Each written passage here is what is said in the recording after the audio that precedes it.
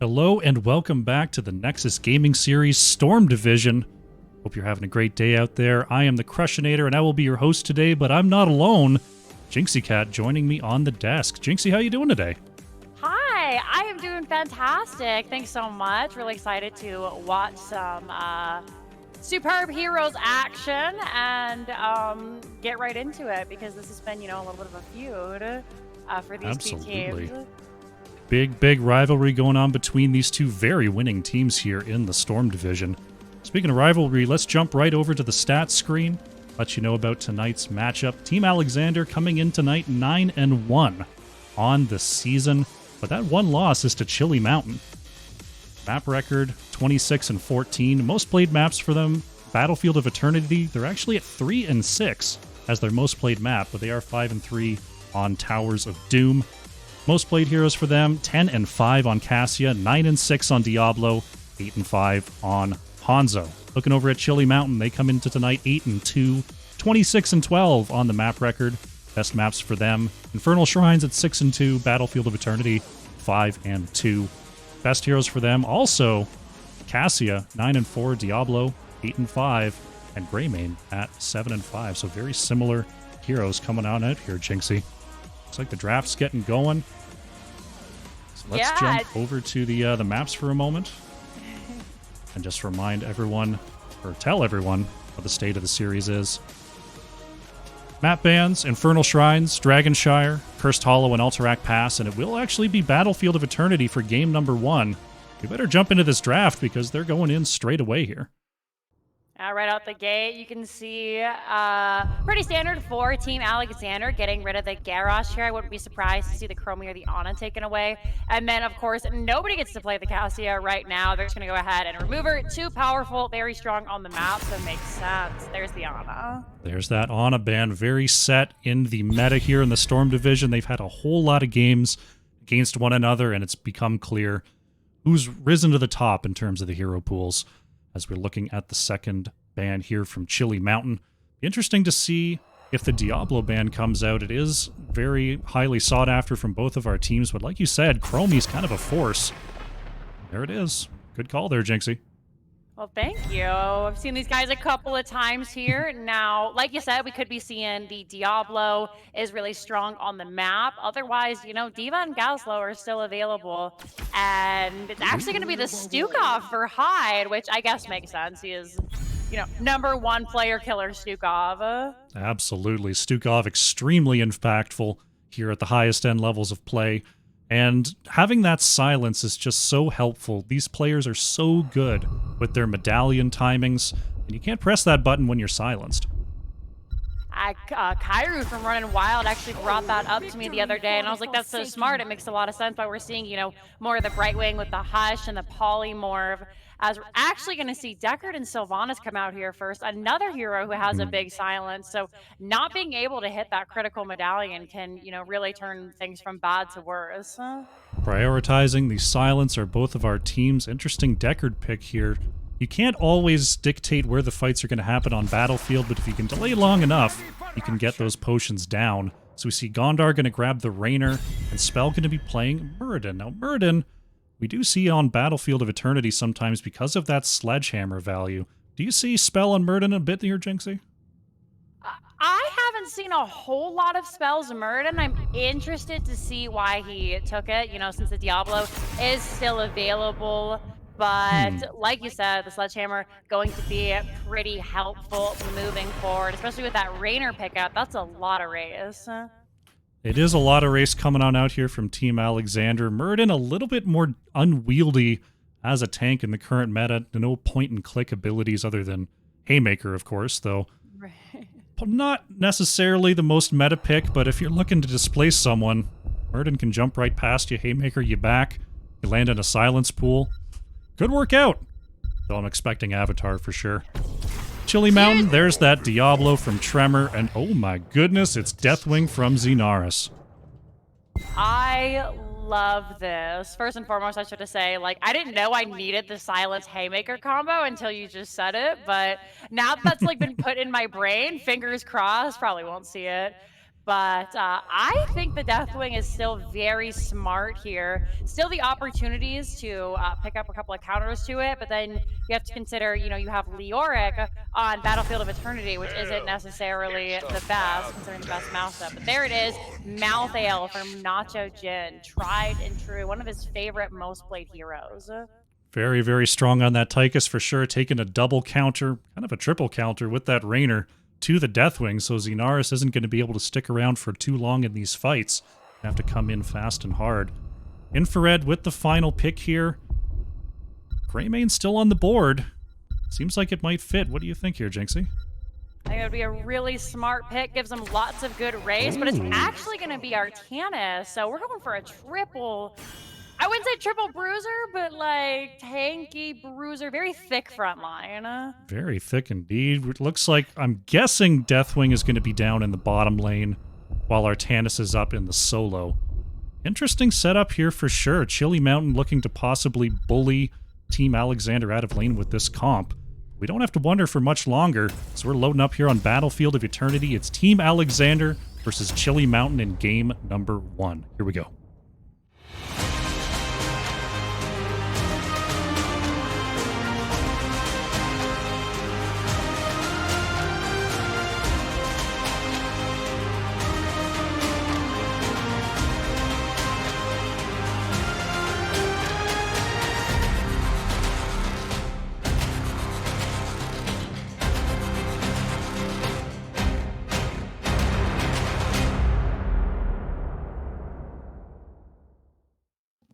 All right, loading on in here to Battlefield of Eternity. One last look at these comps. We've got a bit of a more backline comp versus a very frontline comp. Chili Mountain. Interesting to see how these two teams are going to clash, but here we go. Game number 1. On the left in the blue, it is Team Alexander with Lockdown on the Tychus, Nacho Jin on the Malthael, Hyde playing Stukov, Gondar on the Rainer, and Spell playing Muradin. And over here on the right-hand side, we have Chili Mountain with Infrared going to be playing that Deathwing. Tremor on the Diablo. Roger is going to be your Sylvanas. Mason Blaze on that Deckard Cain. Up in the top lane, it's Xenaris on that Artanis. Here we go. Game number 1 is underway. We see Team Alexander splitting in the mid, looking for any Sylvanas shenanigans here, but it doesn't look like Chili Mountain is doing anything too cheesy. We're just going to wait in lane and try to use that big presence from the Diablo Deathwing to control the space. Early on, it's going to be kind of difficult, I think, for Team Alexander to really step up and get a whole lot done. We're seeing that multi-rush count right at the gate, and Chili Mountain comes out swinging. Lockdown taking quite a bit of damage. Tremor on the Diablo has to get out of the silence. And already Lockdown, oof, has to tap. That Sapphire on one from Deckard seemed like it caught out Team Alexander off guard there with the extra slow 3 players rooted. So that's going to definitely make it even harder to step into this heavy front line of Chili Mountain. Looks like we have a rotation here from Lockdown. Xenaris staying on the mount for now, maybe sensing something here, Jinxie. Has to be really careful. Yep, Lockdown comes in and gets his dash away. Gonna lose most of his health, but really well played by Team Alexander. Great communication from Chili Mountain. Let's see if maybe we can get a swap here. It doesn't look like it. We move down to the bottom lane. Bottom camp going over to the red team, and they're just really looking to pick up as much as they can with these big bulky bodies and an extra power spike from having the Deathwing early on. They know that it's going to be really difficult to kill him. I really like this rotation coming out here from Team Alexander. They see that they're not going to get a lot of pressure in the bottom lane versus this Diablo Deathwing, so they just move up to the top. We see Hyde and Lockdown pressuring out Xenaris here, forcing the rotation from Infrared. Very cool adjustment there. A really, really smart play. I like that a lot. And you can see that Sylvanas, Deckard Cain, they don't push nearly as well. So top wall already gone down. We're seeing black arrows come down, but a quick rotation from the side of Chili Mountain, or Team Alexander here onto Chili Mountain is going to put an end to that. Oh, can Hyde get away? He doesn't have a heal. That's first blood going over to the red team. The dagger of Sylvanas just ticking away onto Stukov there, getting the last hit. Said first blood for Chili Mountain. We're going to see we're at the 2-minute 30 mark, which means it's time to jump on these Shaman camps and prepare for the first objective of the game. Who do you think's got the better race right now at level 1, Jinxie? So looking at them level 1, we didn't offer the C camera actually. So I think the better just initial race goes over to the side of Chili Mountain, but as we continue on and as we find those picks later on, I think Team Alexander will scale better into this because my favorite thing about Battlefield of Eternity is you go for a pick comp and you can't race if you're dead. Absolutely. Having that balance between race and teamfight is so important here. Looks like Team Alexander managed to get onto the Immortal first. Spell, oh my goodness, somehow getting the stun there onto Tremor before the charge connected. Looks like Team Alexander, with the superior positioning, are ahead here as we go into race positions. Always how it happens. As soon as you make your caster call and then they do the opposite. Gonna see a little bit of defense come out here from the side of Chili Mountain. Now, jumping onto that blue Immortal, Sylvanas gonna be the first to fall down. Spell harassing Mason, gets hit a little bit by Xenaris, has to get away. Great swap, great follow-up. Medallion comes out for lockdown, but maybe too late. Just the Bruiser's chasing right now. That is going to be the first Immortal going over to the side of Team Alexander. Oh, Lockdown might not be out of trouble just yet. Getting healed up a little bit. Looks like it'll be alive in the back, and Team Alexander turning this thing around. That's going to be Tremor going down here, and a pretty healthy Immortal going over to Team Alexander. I really, really liked how that second phase went. It was a little bit of a two ships passing in the night situation. We saw Chili Mountain go down the middle for the defense, but Team Alexander just went around the flanks and commanded that space. Another fantastic rotation here from Team Alexander. We're really seeing the value of the Tychus as we move forward, and the Rainer as well is getting onto these big, heavy bodies and shredding them. Now that we have level 7 for Team Alexander, it's becoming harder and harder for Diablo, and that's going to just kind of bully their way in. We're going to see Spell come in here, Nacho's in also as well. Great shadow charge from Trevor, but that's a really early fort for this first Immortal crash. Especially into the Sylvanas comp, which you expect to be the one getting extra value out of this Immortal. Already on the keep wall here is Team Alexander, and there goes Diablo again. The slows and the silences, just so much to deal with here for Chili Mountain. We'll have to see how they recover from this. It's just going to be a lot of bullying that front line, and I think the Stukov was so smart, and despite the fact that Diablo has gotten so much value for Chili Mountain moving on, I feel like it was kind of risky to take into that Stukov, because every time that we've seen him go in, he just gets silenced underneath, and then he's kind of a sitting duck. Absolutely here. Diablo going to have a tough time into this composition. They've got the Deathwing off tank. Excited to see how these fights are going to turn once we reach level 10, because we've got the last rites potentially coming out from Malthael, but on the other side of the field we've got the blind from Artanis for that Rainer Tychus. We're going to see a continuous push down here.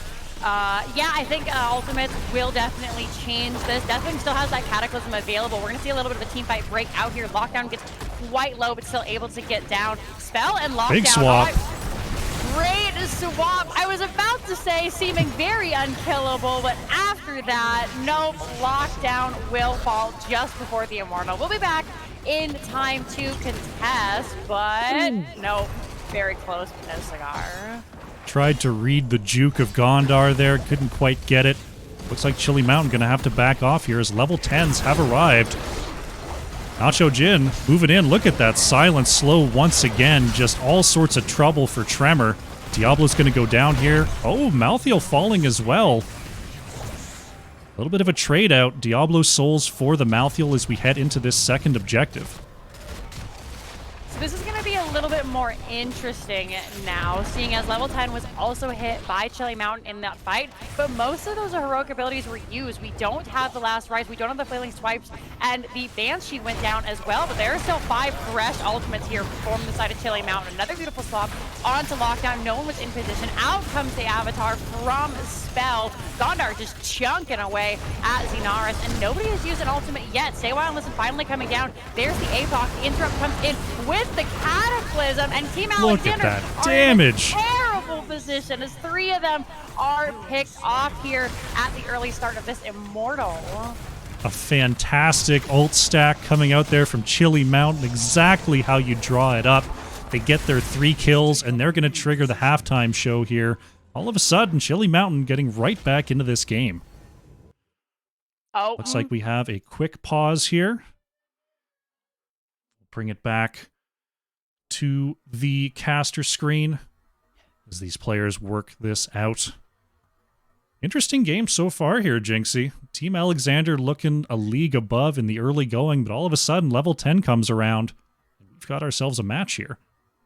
I was really starting to get worried for Chili Mountain. I was kind of wondering, is this where Team Alexander stops playing around because they have had it really easy? Maybe they got a little bit careless in the later parts of the season. Chili Mountain been kind of the boogeyman of Team Alexander, but this is like a totally different team. However, like you said, lots of comeback potential from Chili Mountain, showing signs of life here as we get into the mid-game.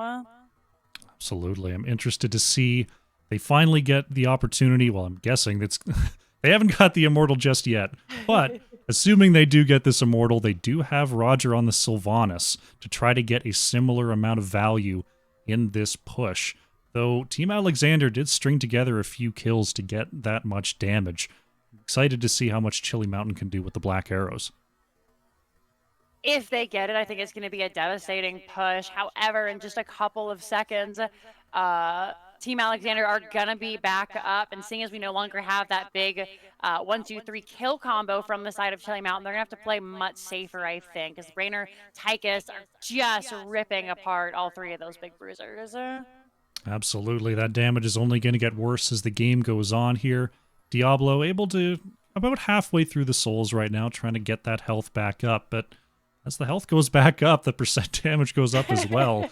So those souls, they help, but not as much into this Tychus mouthheal for sure. If I take a quick look at the heroics here, doesn't look like anything too out of the ordinary. Rainer's Raider was chosen instead of Hyperion, so going for that extra team fight value rather than the push value, which I think is probably the way to go. Do you play much Rainer here, Jinxie? So I don't play a ton of Rainer. I do like the Raider, though, especially if Team Alexander is just trying to focus down and kill one person. It helps out. I assume that's kind of what they're going for. Yeah, I mean, it's a great chase tool because it's quick and you get to dismount people. You get the extra damage if you're able to micro it properly. I have so much trouble microing that darn little thing.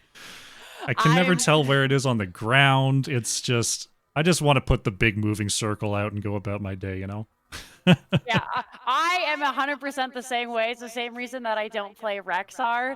Just that I can barely focus on one hero, and then you give me 2 or like something to move around, and it's just a nightmare. So big ship go burr. That's kind of me.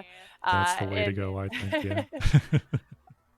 One thing I kind of want to talk about is the Skyfall pickup for Deathwing here. Now, we typically see that when you want to stop a channel, something like Curse Hollow, Garden of Terror. But we have it here for BOE, and I'm wondering if you have any thoughts about that, why maybe we would pick up Skyfall over something else, especially if the big combo is APOC into Stay a While. Any thoughts? Well, the big advantage with Skyfall, other than... Oh, looks like we're starting back up. We better jump back in there. Yeah, definitely.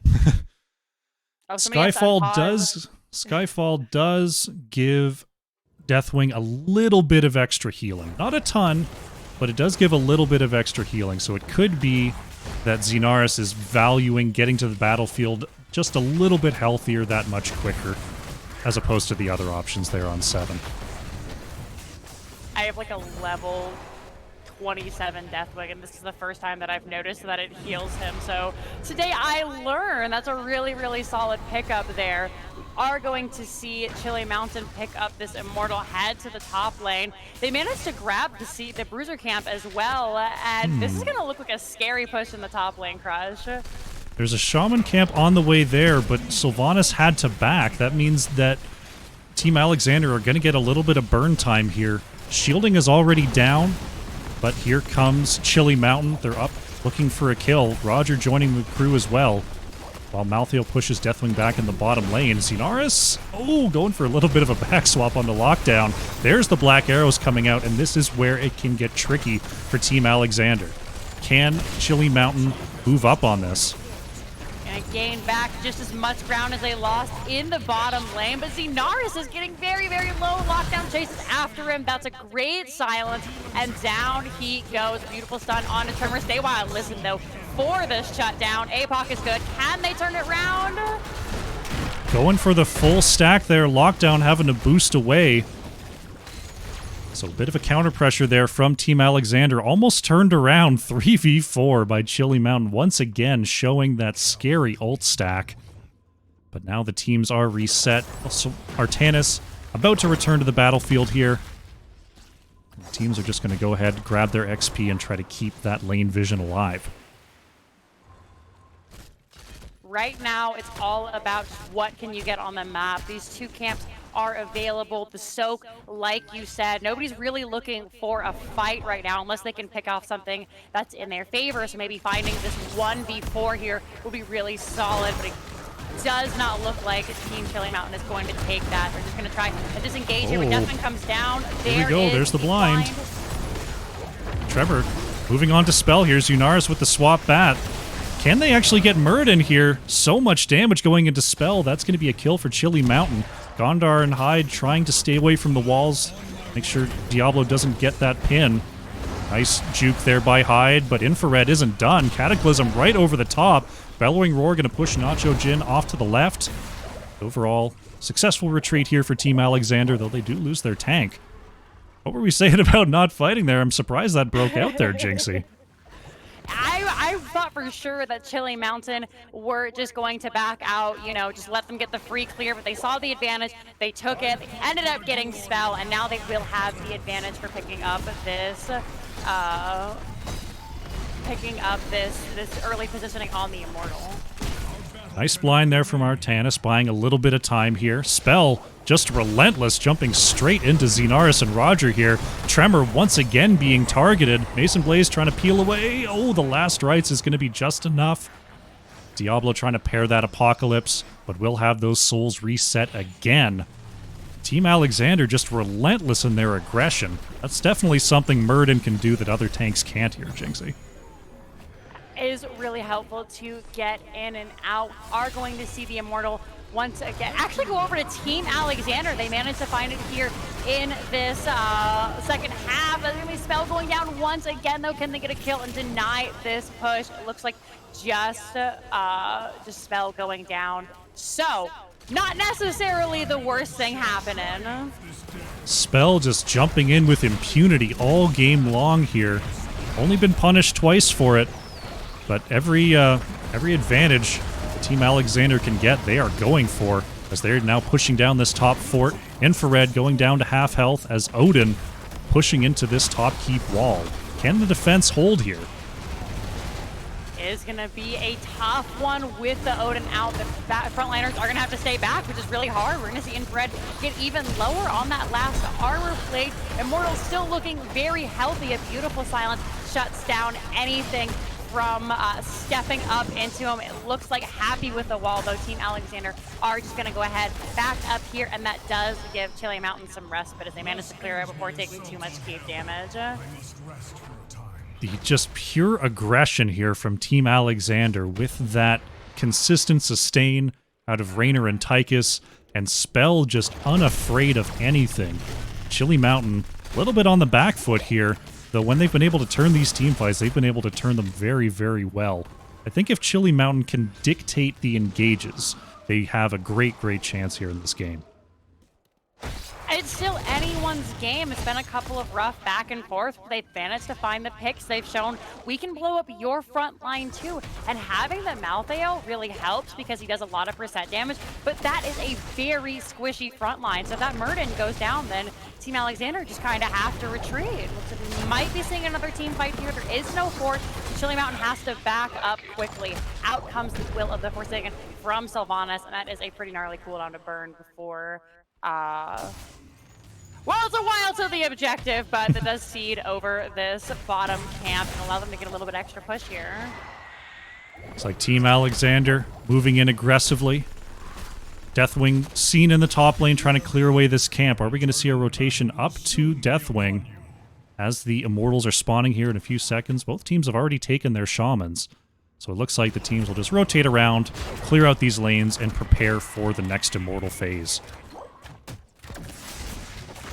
Everybody just trying to get that race to 20 now since 16 is online for both of them. Again, they don't want to fight unless they can try and take something favorable. It looks like both of them trying to do so. We see the danger come out. It's going to be a defense for Chili Mountain. See if they can't find some of these backliners. They better be careful. Out comes the Shattered Ground from Deathwing. If Diablo can find a ping up against one of those walls, it's going to be really bad news. Absolutely. Looks like Chili Mountain finally in a favorable defensive position here as we see Deathwing taking a little bit of poke damage from the outside, but Spell's just looking for any opportunity to jump onto that backline of Chili Mountain, but fantastic rotational positioning means that the race will be delayed for now. Chili Mountain's going to have to leak someone out to the back eventually, but Xenaris just, at the first sign of movement, you know that Team Alexander's going to go in here. They're just waiting for somebody to step away, preferably one of the damage dealers. You know, maybe Xenaris goes away as he has been a really great engage tool. Nacho Jin going to go in, last rites finishes off Tremor before much can happen. Out comes the Odin, they're looking for blood. Roger dropping that Will of the Forsaken, has to back up. Out comes Silence Cataclysm, puts an end to that really quickly. And now Chili Mountain playing from the back foot once again. Blink your eyes and they're gone. Diablo down again. Raynor, Tychus, just so it's got to be so frustrating right now for Tremor. Just trying to form a reasonable front line, and you can't even stand there for a moment before Team Alexander just takes your whole health bar. I thought for sure moving through here that they were going to be able to bully their way through, find these kills, and then get these Immortals. But like you said, there isn't a whole lot that any of the frontliners can do, and it's putting Roger in a really uncomfortable position, not able to do what he needs to do to deal the damage in there. And so now we are just going to see Team Alexander pushing in on keep. If they play this correctly with a full health Immortal, full shield, this could be the end of the game. They've been playing very aggressively up to this point. They will definitely be looking for a pick here. They're not going to find level 20, so it'll be even Talontiers for this push. But here goes Spell, looking to find a quick Stormbolt. There's the combo here from Chili Mountain. Lockdown alive in the back. Mason Blaze getting away from the last rites here. And this may be turning sour here for Team Alexander. Nacho Jin gets pinned. There goes Malthael. Mason Blaze keeping everyone alive. The silence is good onto Spell. It's getting swapped back in here. Xenaris avoiding that stun. Oh no, it comes on through. That's going to be it for Artanis. We've got a trade on the Bruisers here. And the Spell, the shield on the objective still alive here. This could be it here, Jinxie. Gondar is looking quite low, but he can hang on them. They still have a chance. Infrared is very low. Only the sky heals him. That is going to be Gondar going down. Hyde, now eaten by the entire Molten Breath with that conflagration, is just decimated. Another beautiful Molten Breath. That's Look at the commitment. The Immortal is so good. Oh, I don't know if they can do it even with the 5-man team. White 8%. That's going to be game number 1 going over to Team Alexander. What a call there from Team Alexander, just moving past, knowing they were on the clock. But such a healthy Immortal pushes Team Alexander to victory. GG. Oh man, what a great opening game number 1. Lots of back and forth from them. We can see here on this end screen 8-13, so pretty close in deaths here. But we look at the damage from Team Alexander. You can see 67k from Lockdown, just chunking away at that front line. Two of the healthiest frontliners in the game in Deathwing and Diablo. Tychus having an absolute field day out there. We saw Roger on the Sylvanas dealing some big damage as well, but like you mentioned in the mid-game, just so difficult to step up when your tank only has a moment to peel for you. I like the Sylvanas. I would have maybe preferred to see, if we're going for kind of a hyper carry, maybe a Vala, just in the fact that they had so much frontline and they saw it was a lot of frontline counter. Maybe she could have done better trying to find some of those picks. Getting the Manticore might have helped with Muradin, because there were so many times the front line would go in and then Muradin would go in. Sylvanas wasn't able to do anything, and as such, Tychus was just able to chew through everybody. Of course, there were some last picks, so I can definitely understand why things ended up the way they did, but it is overall a beautiful draft by Chili Mountain, but an insane counter draft by Team Alexander. Absolutely there. We saw, looking back, that Artanis last pick makes so much sense, just trying to buy those 4 seconds of blind, but Team Alexander just blitzed onto Tremor so quickly that even if Xenaris was just hovering that R button, the delay would have been, like, it would have taken too long. Man, just a very, very interesting draft, interesting plan there. Team Alexander coming out with the win. Looks like we've got our second lobby forming, and we're looking at Tomb of the Spider Queen here, Jinxie. I think this is really smart. It looks like this was picked up by Team Alexander. They love to play Tomb. They are so very good at it. It is almost kind of similar to the way that Battlefield of Eternity is played, since there are really 2 points that you kind of have to guard. You want to find the team fight. Not a ton of macro pressure to be had with camps and whatnot, so that's where they defer a little bit. But I could definitely see the same draft working out for Team Alexander. Similar kind of draft would look pretty good here. There is a little bit less space for retreating on Tomb than other maps, but you know, having the slows out, having the speed of the damage means you don't need a lot of chase space. That is a very good point, as there's a lot of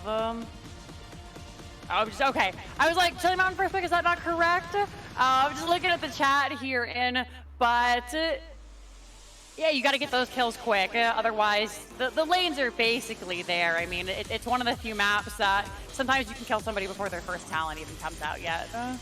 Absolutely. I'm going to take a quick look and see what's going on with that echo. What we're looking at. Everyone ready? I'll put in the ready for us. Why am I getting an echo? Maybe coming in from the chat. Go ahead and desktop. Speak. Hello. Well, sorry, folks in chat. I will see. I'll work on it here, but. Right, well, I'm going to play around with this a little more, and I'm going to keep an eye on the levels here. But yeah, looks like our second lobby is about to form. Let's jump back to the map screen in case you're just joining us. Remind you of the picks and bans. Infernal Shrines, Dragonshire, Cursed Hollow, and Alterac Pass have been banned away for this series. Team Alexander winning there on Battlefield of Eternity, and now taking us to Tomb of the Spider Queen. Looks like the draft is about to start up here. There it goes. Hopping in. Now, the biggest thing, which again, a little bit of a deferment from game number 1, is that wave clear is key. You have to be able to get those gems and turn in, but you also want to have good zone control, something that can just kind of poke folks out forever, because we've seen so many times those games where, you know, one team, they've got like 175 gems on them, and they just cannot turn them in until a big team fight where they lose them all and end up with 8. So ideally, that's the kind of comp you want to form. Absolutely. Chat, let me know if I fixed it. I don't see her peeking into the mic anymore, so I'm hoping it's fixed. But let's focus on the draft here. Another Cassia ban coming on out from Chili Mountain. Team Alexander, I'm expecting pretty similar bans here. I mean, the meta's the meta, right? Exactly. There's a reason that they overlap with like 75% on their top tier best picked heroes. So again, Cassia, Team Alexander, there's the Garrosh. Once again, do not want to deal with it. I thought maybe, you know, when they first started doing it, I'm like, okay, this team is a really insane Garrosh, but trying to dodge a Garrosh on like, you know, 200 ping is pretty difficult. So it makes sense to get rid of him. Definitely a consideration to be had. A lot of snap movements required when the repositioning is so crazy. Like with Garrosh, Chili Mountain, they're going to respect the Stukov this time. Going to take that away from Hyde here. I'm 100% okay with this. Chromie, definitely something you can dodge if she catches you and we never see it anymore, but like say Temporal Loop, you can cleanse that. You can't cleanse that silence like you were saying earlier. You can't unstoppable while you're in the pool. So makes sense to get it out of there, and Hyde is just so good at what he does. Ana taken away as well. Hyper carry mage potential. A little bit lower there for sure. So now we have Chili Mountain on first pick here. Interested to see what they're going to pick up without that Stukov first. We could see the Sylvanas once again. Though Tomb of the Spider Queen, you're thinking about wave clear. Chromie can definitely help with that. So this time they are snapping up the Chromie. It helps with the siege. If they do get the Well Weavers turned in against them, you can really kind of poke out any of the squishier heroes. And I think that's a great pick when you have first pick to just ban away something strong and then take something strong. So great opening for Chili Mountain. Team Alexander with their next two picks. They're going to snap up the Sylvanas, and it's back to Murden for Spell. Given the playstyle of Spell in the last game, unless you're going to go with a Nubrak, it's hard to go in much harder than you do with Murden. Yeah, he is one of those heroes that I know sometimes I would give like my friends a hard time when they're like, help, there's a Johanna on the back. And I'm like, okay, like it's Johanna, walk around her. But Murden is one that as a take main, I always turn around. I'm like, okay, we have to deal with this right now. And speaking of which, gonna see Johanna picked up for Tremor here, which is great into that Murden. He jumps over your head, you can just kind of condemn him, and then he's got no out. I really like that Johanna pairing with the Chromie as well. Chromie loves slowed opponents. Deckard going to provide those slows. Johanna grouping them up and slowing them down. I have to see if Team Alexander takes some vaults, takes some repositions here. Sylvanas can definitely do the job. But if they take anyone who's even a little bit immobile, I could be in a lot of trouble versus this Chili Mountain comp. Excited to see what they can do with the Stay Wild and the Blessed Shield. Nearly as good as the Apocalypse with the Stay a While. Do you see the Deathwing banned out by Team Alexander? Now, Chili Mountain, what are you guys looking at?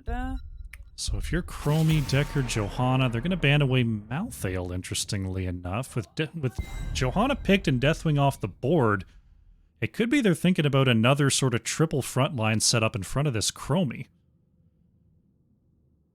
Does help keep her safe. So we've seen a little bit more of this triple bruiser. I feel having those extra engages with the medallion, you know, maybe your initial engage is at least from the tank. You can go in with maybe a Blaze, a Leoric would be really good here. Sticking with the sort of fleety backline here is Team Alexander with the Anduin Hanzo. So going to try to just stay as far away from those Chromie blasts as possible. Chili Mountain, looking at their last two picks, I'm still looking at this Malthael ban. And I'm expecting, maybe like you said, maybe something like a Blaze, maybe something like a Leoric to try to help trap the members of Team Alexander. It's going to be the Diva for Xenaris, and it's going to be Greymane for Roger. Snap block onto the Sonya, look at that. Nacho Jin wasn't waiting at all. Took the words right out of my mouth. Another aggressive hero to get on that back line.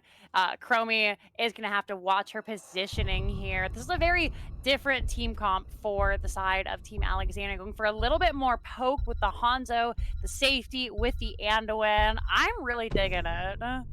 Absolutely. I'm excited to see these teams clash. Let's jump into it. Game number 2, Team Alexander versus Chili Mountain. Here we go.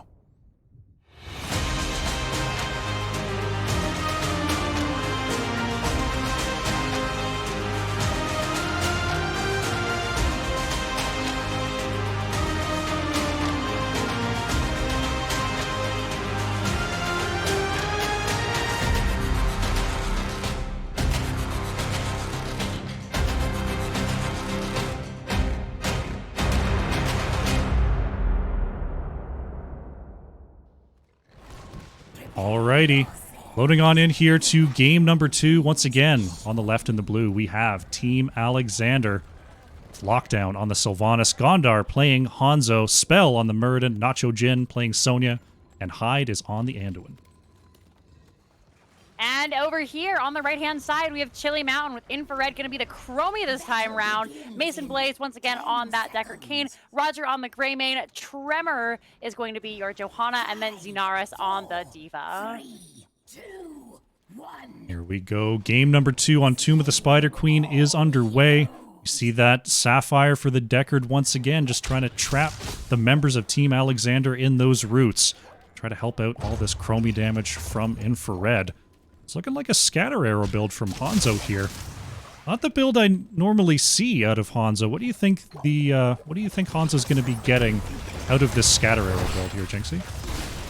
Should be able to try and find some really good damage in these choke points here if he has the scatter arrow and is able to hit 4 or 5 on a squishy target. That pretty much takes him out of the fight. So in the lane, not necessarily the best. They are smaller. So again, find value. One thing I'm really surprised about is we see a little bit of a skirmish breaking out here. Lots of aggression. Root coming on to Tremor, but it is that Johanna, so it doesn't matter a whole heck of a lot. I'm surprised to see Lockdown on the Sylvanas, because if I remember correctly, he's kind of a Hanzo god. Interesting set of heroes there from our teams. Tremor being chased out a little bit here, slowed down by Spell. Team Alexander kind of controlling the rotations right now, but the wave clear option coming on out from Chili Mountain. It looks like they might get ahead for now. Look at Gondar getting absolutely chunked. Great leap of faith coming out from Hyde. Quick heal up, also make sure that Shield Glare doesn't finish him off. Right now, see the bruiser camps being worked on by both our teams. Roger going to get a little bit of help here from Mason Blaze, while Team Alexander cleans up their bruiser camp quickly. Heads back to lane.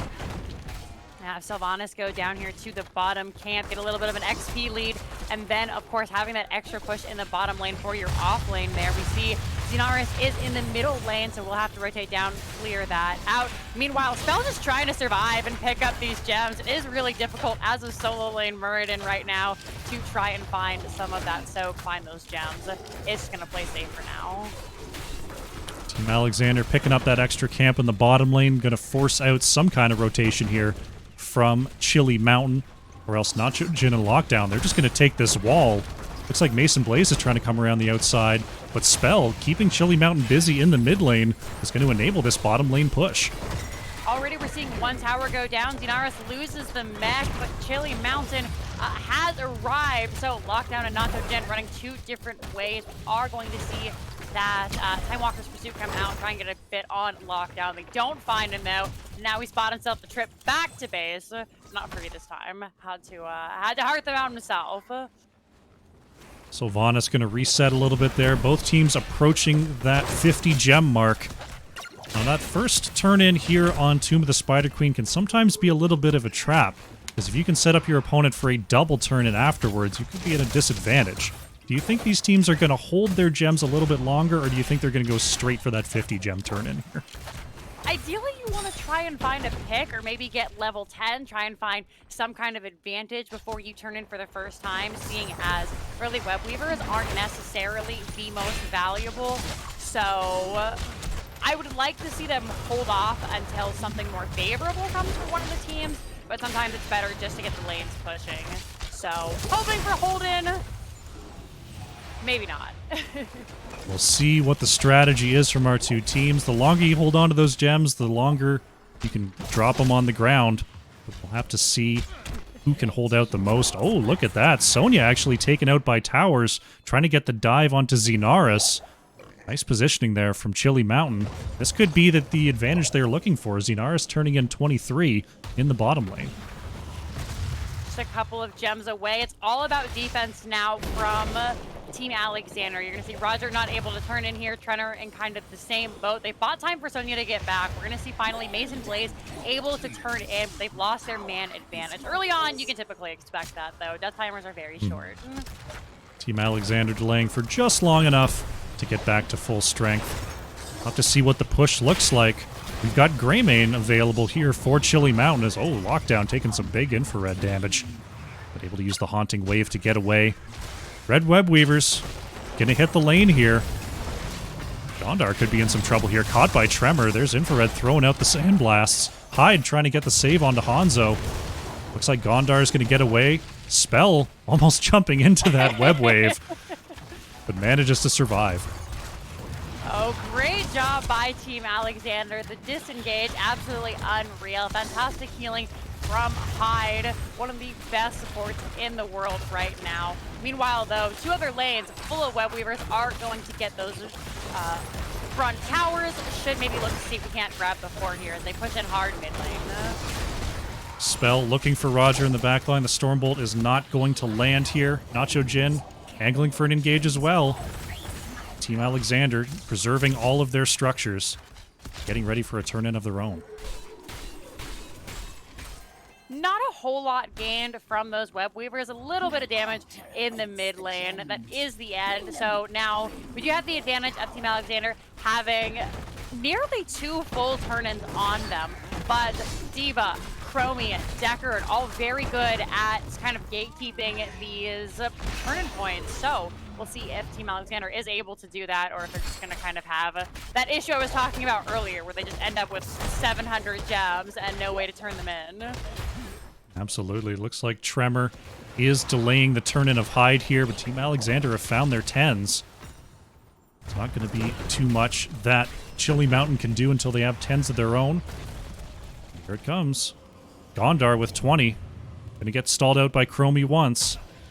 Looks like Chili Mountain is forming up to deny another turn-in here, and Team Alexander are gonna have to rethink their positioning or rethink their turn-in spot. Because now the Bruiser is pushing down the mid lane. Really good use of the time trap there, and great just thought process, I think, from Chromie, able to drop the time trap right where the enemy should turn in. You know, usually on the safe side, around. You see a little bit of a fight Spell in here. trouble here. Beautiful disengage. Team Alexander is on top of it. I thought for sure Spell was going down. Chili Mountain, they get their ults burned, but they do get a second red Web Weaver wave. And that means that Team Alexander is going to have to wait that much longer to get those gems off them. Do manage to find that Bruiser camp, clean it up really quickly. Thankfully for Team Alexander, the lanes have been pushed, so Web Weaver will be starting in the middle. Makes it easier to clear top lane even further back. Light Bomb comes out, great, unstoppable. Greymane manages to get away there. And the red Web Weavers are coming on through. Spell manages to dwarf toss out. Tremor still on the chase here. Nice reaction to get away from that scatter shot. The objective pushing in the top lane. This could be trouble here for Team Alexander. Top lane is always so scary because this is the boss lane. Of course, it's the #1 lane that players would like to push. Mid has been cleared out. Chunking away is Chromie there in the back line. Web Weaver sitting at about 50% health. Oh, Blessed Shield does not connect. Nice medallion there from Lockdown to avoid the root. Spell on the back line. Oh, the sleep from Mason Blaze onto 2. Dragon Arrow's actually going to whiff here. Now Spell's in trouble. Roger's on the chase. The go for the throat's going to not quite be enough. Roger going to retreat here.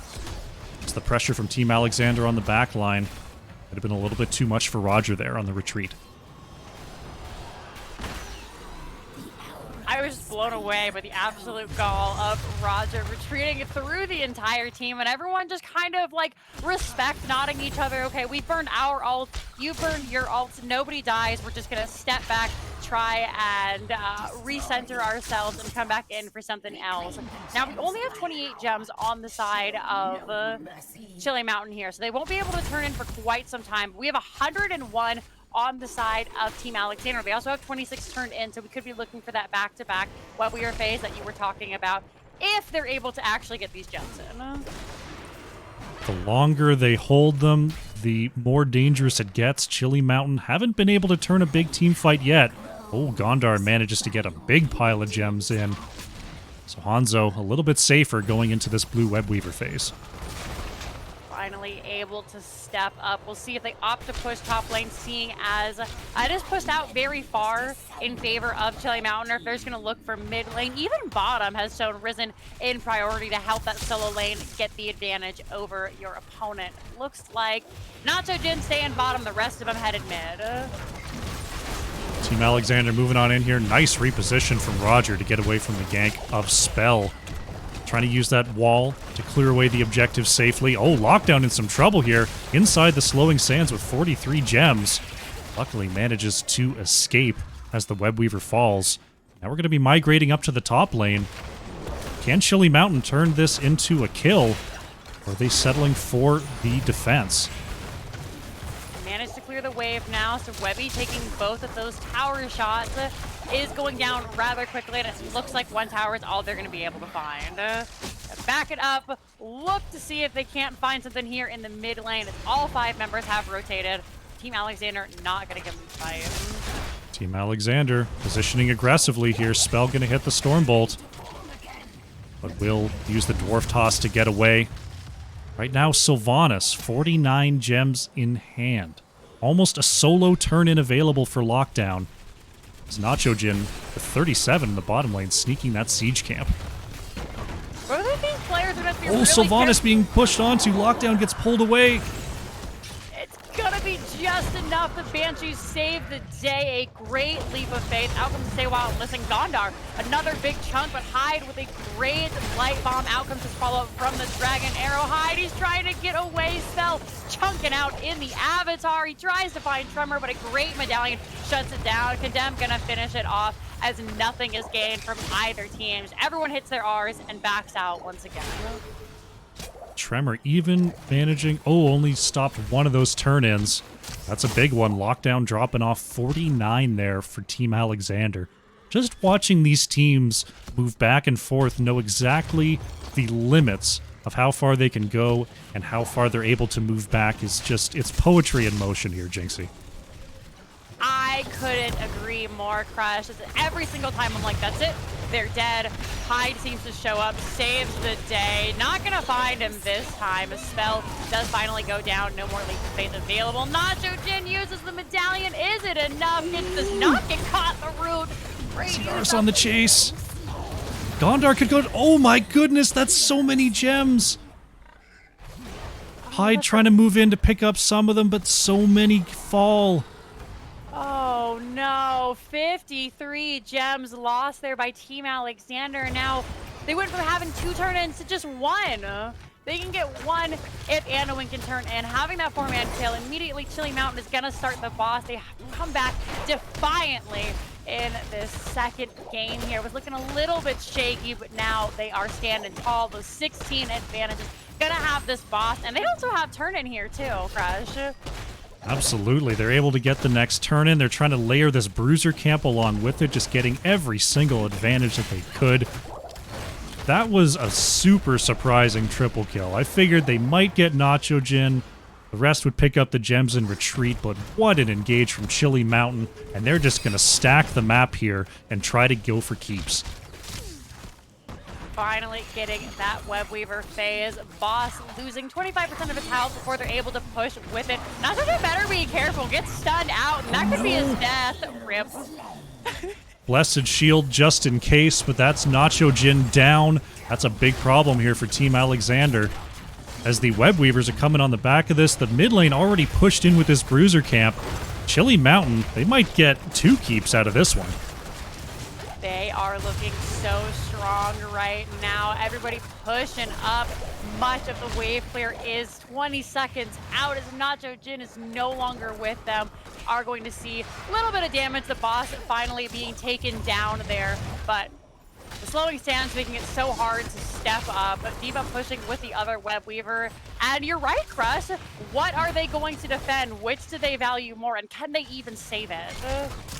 Chili Mountain actually moving across to the mid lane here to try to force the next fight. Spell manages to avoid the condemn. Light Bomb coming out as well. So many low members on the side of Chili Mountain. Roger and Mason Blaze trying to get away here. Tremor peeling as best as possible, but that's going to be it for Deckard Cain. Xenaris scooting on through. What a time trap from Infrared. May secure Johanna's life. Xenaris may not be so lucky here.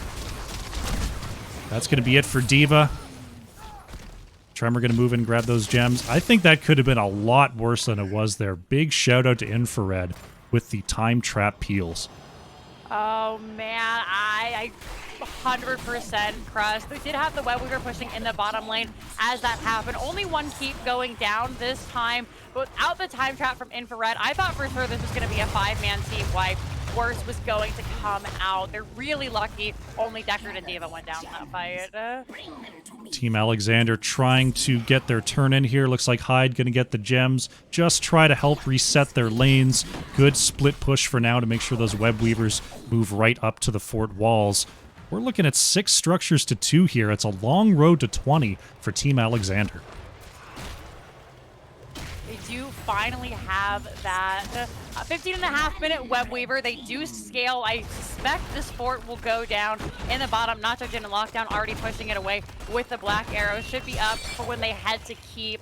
Potentially a triple fort here. Again, no CTAM from Muradin, so not a ton of push, and it looks like they're just ignoring the top lane. So, we only get one fort here.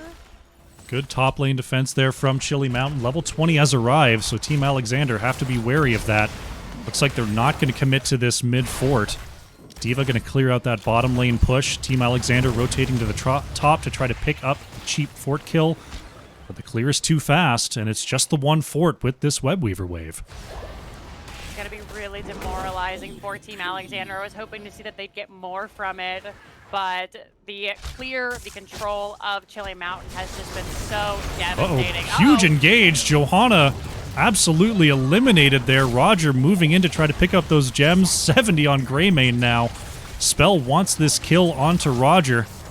Xenaris eats the Stormbolt though. Despite being down 19 to 20, Johanna still only has a non-infinite amount of health. It's going to be a kill for Team Alexander. They made Johanna look so squishy right there. Just the immediate follow-up, the silence, the light bomb, all sorts of good things. The wrath, just as quickly as she came, she went. It's a good reminder, even if you're the tank, not always the best idea to face check the bush.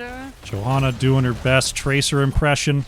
We'll be back on the battlefield in 20 seconds here as we see Team Alexander moving on to this camp. But Mason Blaze with a giant sleep onto the backline here. This could be trouble for Muradin. Spell jumping on out, getting the double Stormbolt. Now Nacho Jin moving on to the point. But that D.Va bomb, that's going to be enough to claim this Bruiser camp. And despite being 4v5, Chili Mountain do not suffer any losses there. Really great play from them. Superb tanking from Xenaris there. And then, of course, the bomb, like you said, shutting it all down. We're going to see a little bit of interrupt come out from Xenaris here, though. However, Muradin will put a quick stop to that. A couple of gems get turned in. Nacho Jin, the one that needs to turn in. Out comes the Blessed Shield. Oh, Nacho Jin's in trouble. Finally goes down. They're not over yet. Hyde throws the light bomb on himself, tries to get out. Gray used the leap of faith. Roger going to end him quickly. Spell surrounded by 4. The Dwarf Toss, though, securing his escape. They're looking for Sylvanas now, but of course, the unstoppable Banshees make sure only 2 go down. Not as bad as it could have been. Chili Mountain moving up with this Bruiser camp. They do have enough for another web weaver here and a boss. So not going to dive the core just yet. They want to make sure to get as big of a push here as possible to try to end this game.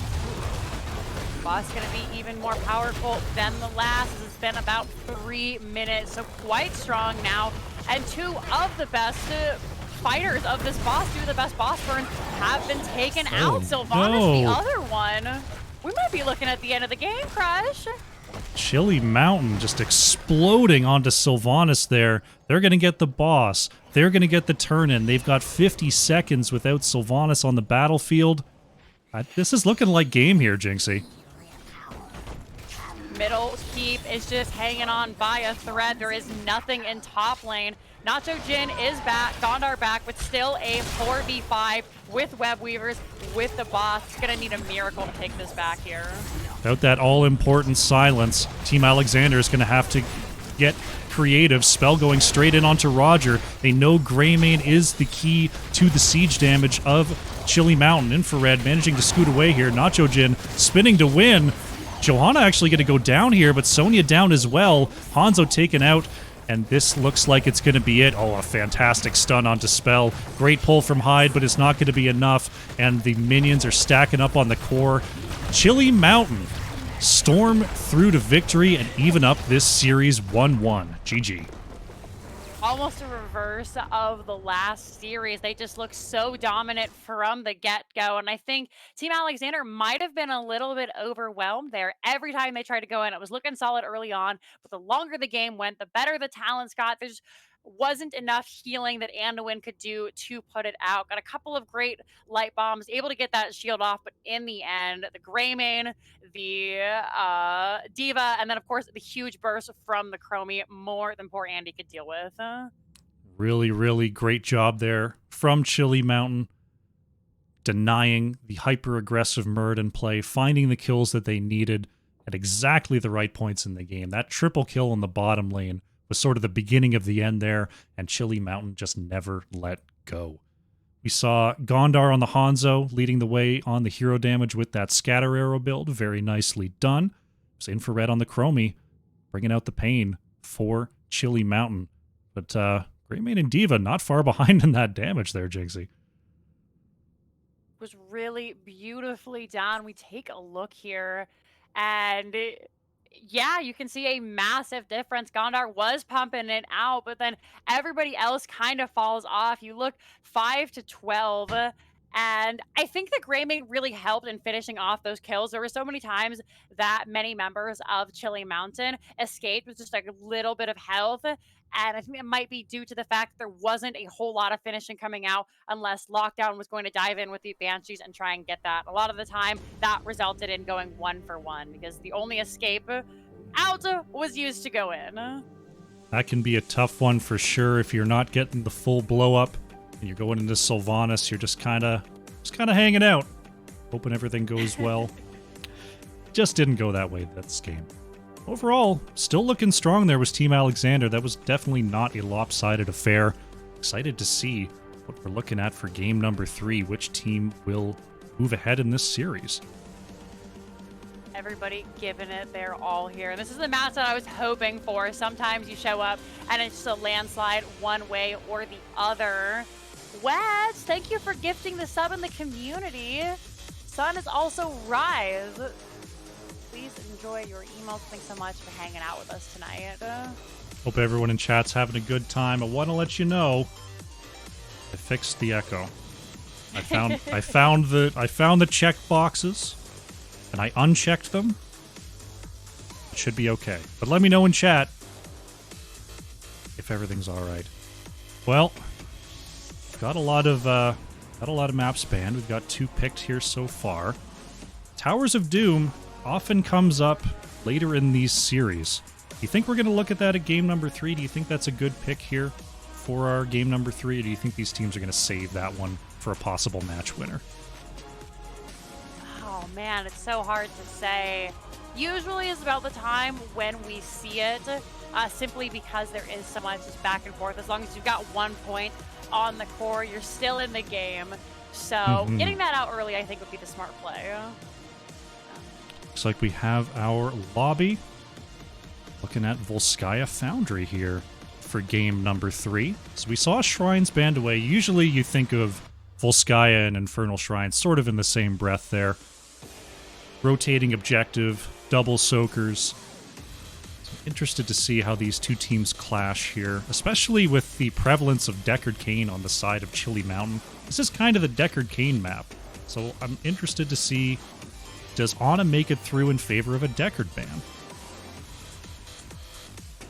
at this, it looks like Team Alexander does have the first pick, so I can 100% see that. We have seen Hyde play on it before, and we have seen him play it on this specific map. It is really hard because, again, you know, he's just trying to heal people at like 700 ping right now, but is able to do it. We could see it paired with maybe something like a Mephisto who has a bunch of really strong point control, but I think that Team Alexander is definitely going to need to draft more of that. Interested to see. I mean, you think Volskaya Foundry, you're thinking about a fight map. Usually you're drafting for the team fight, you're drafting for the combo. And both teams have looked very, very strong in the team fight so far. I feel like Chili Mountain has had a little bit better wombo potential, but the adjustments coming out from Team Alexander in both games these series have also been super, super impressive. So I really don't see any reason for either team to really change their style here in game number 3. I have to agree. It's been really strong. I would like to see, again, a little bit more point control from Team Alexander, unless they can find somebody and just pick them off really quick, which, to be fair, they have been able to do in the last couple of maps. I mean, you saw Johanna just pop like a balloon in that last series. So they can do that, then they should be fine. I think a big thing coming through here, though, is don't let Infrared have the Chromie. Oh my goodness, that was devastating. We saw why Chromie catches so many bans here in the Storm Division. Infrared was basically never in play as a kill target. Just from so far away, the front line keeping everybody still, casting those long-range abilities, and especially there on Tomb of the Spider Queen, Chromie could basically sit on the fort and just participate in team fights wherever they choose. Not quite the same space on Volskaya Foundry, but pretty similar. Looks like our draft is loading up, so we better jump over to the maps real quick. For folks just joining us, we'll remind you of the state of the series. Infernal Shrines, Dragonshire, Cursed Hollow, and Alterac Pass have been banned out. It was Team Alexander who were victorious on Battlefield of Eternity, and then Chili Mountain strike back on Tomb of the Spider Queen. Now it's Chili Mountain that are taking us to Volskaya Foundry for game number 3. Let's jump into the draft here. Nobody picking up yet. We can see it. Team Alexander considering their drafts this time. Are they going to go for the same thing, or does something else need to be addressed? Looks like so far they're sticking with the garage. Sticking with the garage there. We did see Diva come out from Xenaris last game. That's been at the top of the pick bans in a lot of series thus far, though the last patch did see a nerf to Diva. Chili Mountain going to take away the Sylvanas. Sylvanas, I mean, yeah, this map, it's hard to deny the push power coming out from Black Arrows. And with Chili Mountain not first pick, I can see that ban for sure. Is it going to be the Honor? Are they going to get rid of the Deckard again? Team Alexander do have a first pick, so could snap away that Honor if they want to take it. Looks like no. This time round, still sticking with what they know. So it is the Ana ban. Cassia, Chromie, still open here. Do you ban Deckard, and so you get one of those two heroes? Oh, that's a tough choice here. I'm interested to see what Chili Mountain wants to get rid of. Do they ban? I mean, Murden's not worth a ban. Taking it down to the last minute is going to be Stukov. Interesting. Man, do we see the first pick Deckard, or did Team Alexander favor something else? Cassia, Chromie are available. There's a lot of big picks available with these counter bans. It's going to be Cassia first, though. Should put a damper on the plans of Chili Mountain because they banned it away every single time. So they're going to have to face the Cassia. They've got their Deckard Chromie available if they want it. But they may be changing up their strategy here now that there's a Cassia in play. You've got to think about Johanna synergy. No, they're happy with the plan, apparently. Chromie Deckard here for Chili Mountain. If it's not broke, don't fix it. It's going to be a little bit more difficult this time around, I think, just based on the fact that Chromie really never wants to get on that point. So if something should happen to the front line, then there are less options for holding down the fort. But we'll see. You know, when you're being pinged all the way from Narnia, it can be kind of hard to step up as well. Absolutely, especially when you've got a Diablo Imperious across from you. All of a sudden, the previously inaccessible Chromie is looking a lot more accessible here now, Jinxie. Yeah, that kills the Chromie. I mean, if there are two people who get on the back lines, then it's definitely Diablo Imperious being able to just kind of always have that long range stun from both these heroes can make it really hard to fight in such a small box. Brightwing banned away by Chili Mountain. Brightwing has been played a lot at the highest levels to sort of bait engages, and obviously the polymorph very strong. But you see two people coming in and you're thinking, I can handle two people. Then all of a sudden it's three, and you've got yourself a problem. Up to see who else is banned out here. Brightwing, a very solid choice, not trying to get hit by the Brightwing bomb like you said. And it looks like maybe a tank ban? Deathwing once again. Interesting here because Nacho Jin on the Imperious would kind of wrecks Deathwing, able to hit him with that % damage at level 1. Able to deal damage to Deathwing for sure, but having just a giant unstoppable body blocking all of your CC into Chromie and Deckard, probably something Team Alexander doesn't want to deal with. What can Chili Mountain do instead to try to protect this backline against such an overwhelming engage? Mesa, yeah. If you're talking about sending folks back to the Abyss, May Avalanche can absolutely do the job here. Great pickup by Chili Mountain. I had no idea what they were going to do. We don't get to see a whole lot of May, but now that they've picked it up, absolutely, you love to see it. See if there are any kind of counters from the side of Team Alexander here, because right now Deckard is the only melee hero. Malfurion going to come on out. That healing denial is very, very good into May. Lockdown can be picking up the Li Ming as well. That's so much damage in Li Ming, Cassia, Diablo Imperious. The incredible engage potential here from Team Alexander. What is Xenaris going to do to try to counter this? Oh man, it's looking really rough. This is a very strong draft from Team Alexander, and I honestly don't know if Mason Blaze is going to be able to do enough to heal them through it all. But the Blaze will definitely help out. Whenever the engage comes out, you can jump in the bunker and avoid a lot of that. The poke, the engage, just everything. Really smart pickup.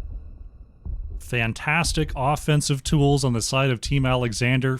Great defensive tools on the side of Chili Mountain.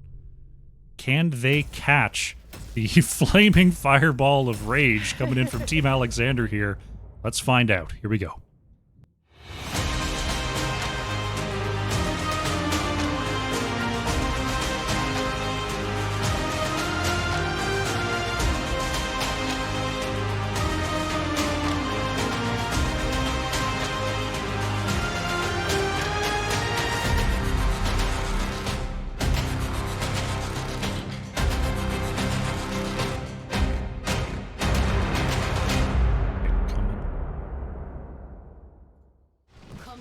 All right. Back at it. Game number 3 on Volskaya Foundry. On the left in the blue, it is Team Alexander. Lockdown playing the Li Ming. Nacho Jin on the Imperious. Gondar playing Cassia. Hyde on the Malfurion. And Spell is on Diablo. Once again, over here on the right, we have Infrared on the Chromie. Mason Blaze for the 3rd time, going to be your Deckard Cain. Tremor on that May. Xenaris is your Blaze, and Roger rocking that Tychus. Game number 3 is underway here on Volskaya Foundry. Team Alexander, aggressive as ever here. Can Chili Mountain deny the engage? May's absolutely a great start here. If you don't get your target right away, May is going to send you right back to the start. So I'm excited to see these level 10 team fights come on out here, but before that, Team Alexander kind of has the engage they want either way here, Jinxie. So we see the Impale in the mid lane. Diablo gonna be the first to go Holy down, smokes. actually. Went in a little bit too far and ends up paying the price. Now, this is basically every Diablo main ever, so wouldn't hold too much weight onto it just yet. We've all been there. Everyone is gonna try and make a quick rotation. Not too much lost. If we take a look at the experience tab, a whopping 298 experience in favor of Chili Mountain with that kill. And Diablo already back on the field. So folks out there, if you're dying in the first engage, don't type GG. Just get back out there. You'll be fine. See a spicy rotation here. Great use of the time trap. Li Ming takes Oh so my much goodness. damage. Look at Diablo trying to get away again. Tremor with the constant slows. Spell says, get out of here with that. Tremor's going to start backing away here. That's one thing you can do with an early kill, is take an extremely early heal camp here if you're Chili Mountain. Everybody going to stop and jump to their turret. Now Team Alexander already picked theirs up, and I don't believe they used it in that last fight, so we'll have it available. However, Heal Pulse did go to Chili Mountain. We're going to see Nacho Jin invade. He just kind of walks in like he lives here. Curious, a little bit stuck on the back line here, trying to rotate back out towards high. Looks like they will be able to do so. Zinaris, managing to pick that up somehow. Look at the max distance jet propulsion. That's going to be 2 more kills for Chili Mountain. I think we might have missed something in the draft here, because Chili Mountain all of a sudden are looking like the aggressors here. Oh man, I feel like we're like, okay, this is how it's gonna go. And then it doesn't. Chili Mountain seems to have just woken up after game number 1. It was kind of, you know, they got a little bit of a sucker punch, and we're like, okay, that's how you want to play. We'll play your game, and just looking so great out the gate. The Titan Slayers that are Chili Mountain looking very strong here at the start. Excited to see how they clash in the first proper team fight as Control Point A unlocking in 10 seconds here. It's like Team Alexander going to cap that siege camp. Mason Blaze waiting, hard chilling. And there's the cap. So now Point this is A where- is underway. We're going to see Cassie and Tychus in the top lane just sort of dueling back and forth, trying to get position to clear away those siege camps. Where it's going to get a little bit more interesting here, because now they have to stay on the point. They have a very limited space in which to interact. As such, Diablo and Imperius are going to thrive on that. If they can find a stun onto the wall, follow it up with the Celestial Charge, it'll be a rough time for Chili Mountain. However, we've seen so far that even when they get those engages, it's not the end, because quite clearly Mason Blaze can heal through the damage. Both teams managed to find their level 7s here. Chili Mountain managed to take control of that point, so they're going to get the percentage rolling in their direction. Top lane is cleared away. So expecting to see the teams start to collapse here in the mid lane. So we're now looking at 55% on the objective.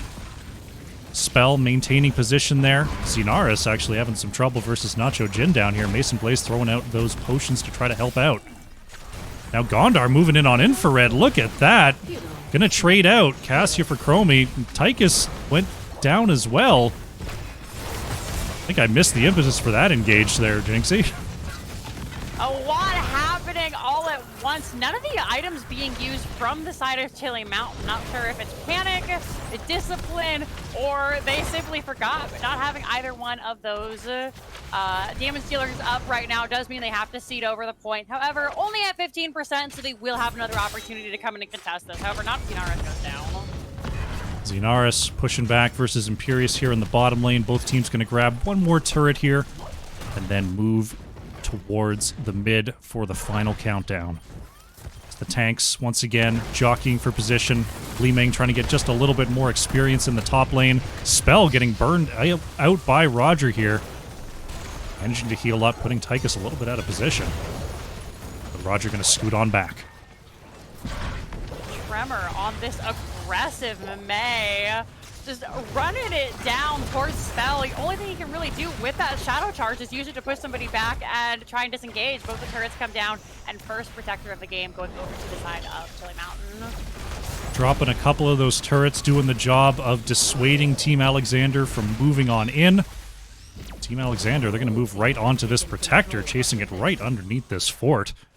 Really interrupting the standard flow you often see with this protector, where it lumbers on up to the top lane, gets the wall in the well, and moves on back. I feel like the teams have slightly different ideas here, as Chili Mountain is in the bottom lane trying to get some pressure. The protector taking the long way up top.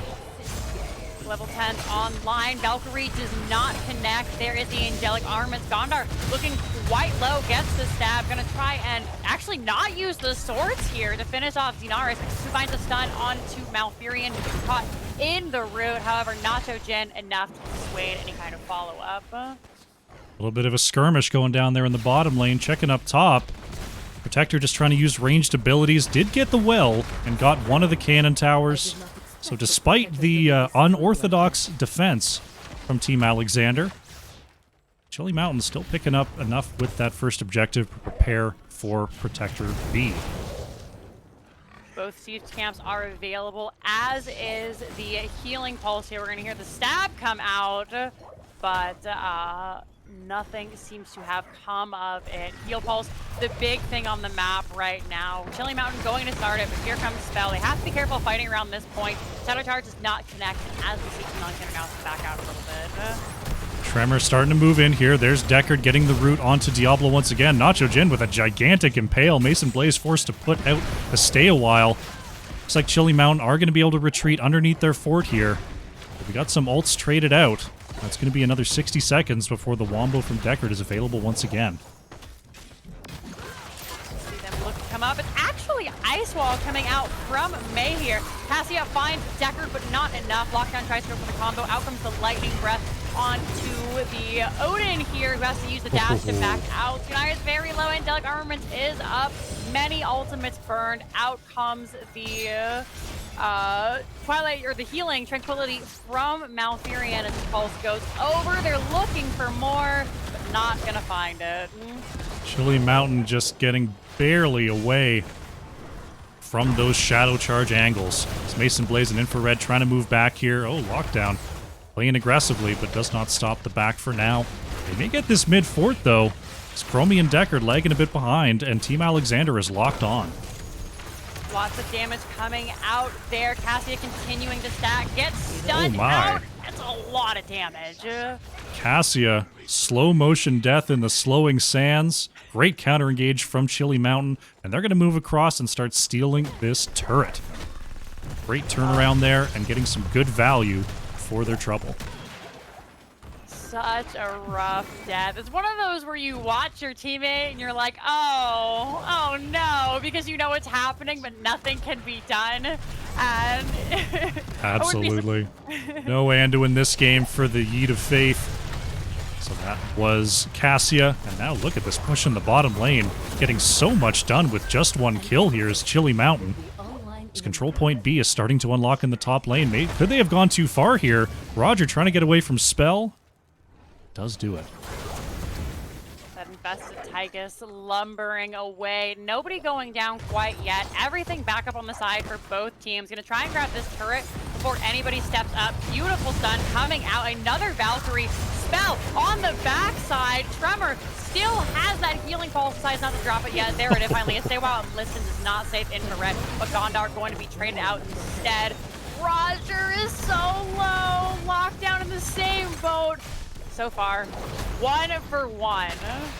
Unbelievable peels there from Tremor and Mason Blaze. They don't manage to save Chromie, but Tremor was dead twice over, pops the ice wall, layer in the sleep from Mason Blaze.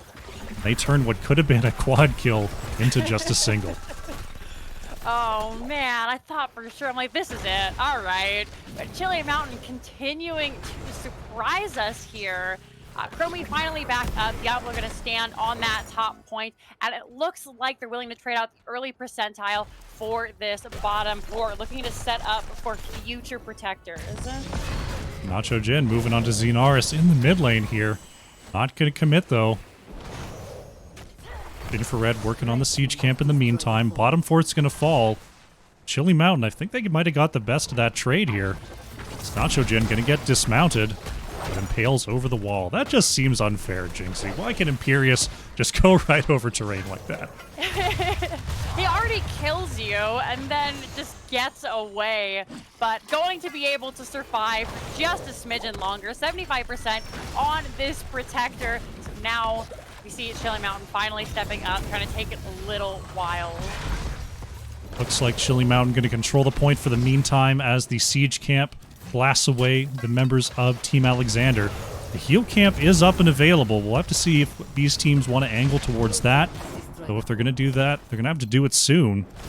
Already 35% on the objective here for Chili Mountain.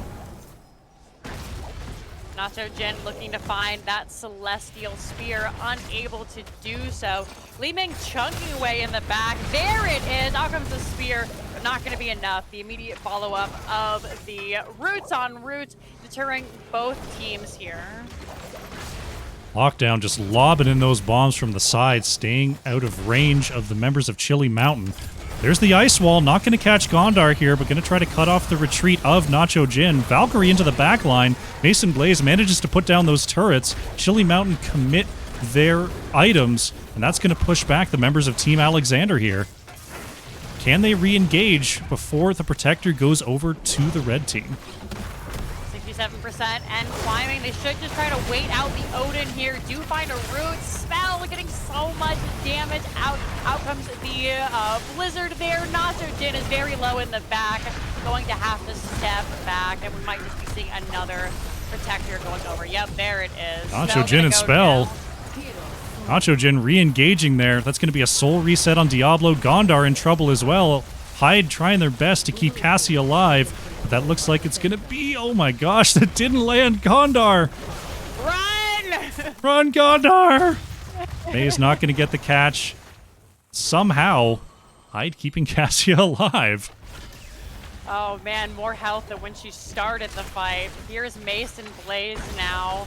And the Punisher actually not getting a whole lot of work done. Already at 48%, taking the fight behind the Protector with two members in. Such a great use of knowing Chromie can't ping away from Africa. Spell very low, doesn't have the souls, gonna go down there. Great stop. Lockdown trying to get away here, but look at the sleep on the back line with Gondar and Hyde. Lockdown, oh, gets away from the laser. Somehow, Team Alexander continue to persevere here. But like you were saying, this Protector just not getting a whole lot done. I think we're starting to see why here in Storm Division at the higher levels of play, teams aren't relying on that Protector all that much. Can be really hard, especially as we saw there. Thankfully for Chili Mountain, nobody went down. But as the Protectors get on earlier and earlier, it's better to take the 3v5 and then just kind of hope you don't get pushed away by the Protector, especially after the shield has expired. So great use of the Protector, not only by Chili Mountain, but by Team Alexander as well. So difficult to push forward knowing that you don't have the frontline presence, you only have a Protector. Chili Mountain gonna look for their next kill to try to get their next advantage. Team Alexander picking up their turret item in the bottom lane. Chili Mountain thinking about top fort here. Really interesting to me. Chili Mountain always pushing where the objective isn't going to be. They've already dealt with bottom lane. That's where the next control point is going to set up. Nacho Jin over the wall. Cassia with the Valkyrie, but Mason Blaze, Deckard is a bruiser too, lives to see another day. Nacho Jin just trudging through molasses to try to get away here. Ice Wall comes up to stop the charging spell. And I think Chili Mountain are looking for an escape here. Blaze still going in. Gondar very, very low, gets away from the root of Deckard. Look at Mason Blaze catching the spell there. Team Alexander gonna have to retreat.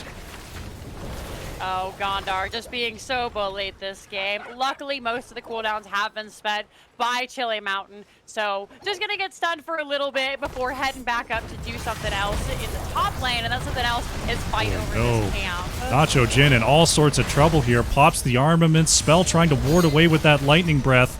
Healing camp could be enough here. Chromie actually going down in the background. Lockdown starting to pop off. Xenaris, how are you alive? Gets the counter kill onto Lockdown. That's it for Cassia as well. Chili Mountain, how are you doing this? What happened? As we are are going to see Imperius go down as well. Spell not long for this world. Hyde is still trying to heal him up, gets a couple of Moonfires up, finally just has to be like, see ya, buddy. A couple of autos onto Tremor there. Oh no, the eyes. They're not done. Here comes the root. Unstoppable used is going to be just long enough to keep Hyde alive. That looked... Every time these teams lock up, Chili Mountain is on the back foot like less than 200 health on 2 characters. And then they get a quad kill. How are they doing this, Jinxie? I wish I could run down what happened in that last team fight, but I was like, oh, there goes Xenaris.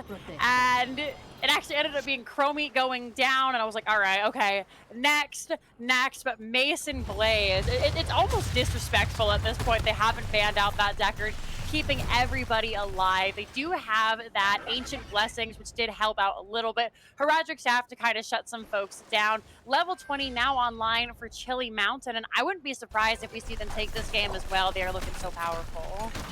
Setting up here, level 20. They're going to get Protector C.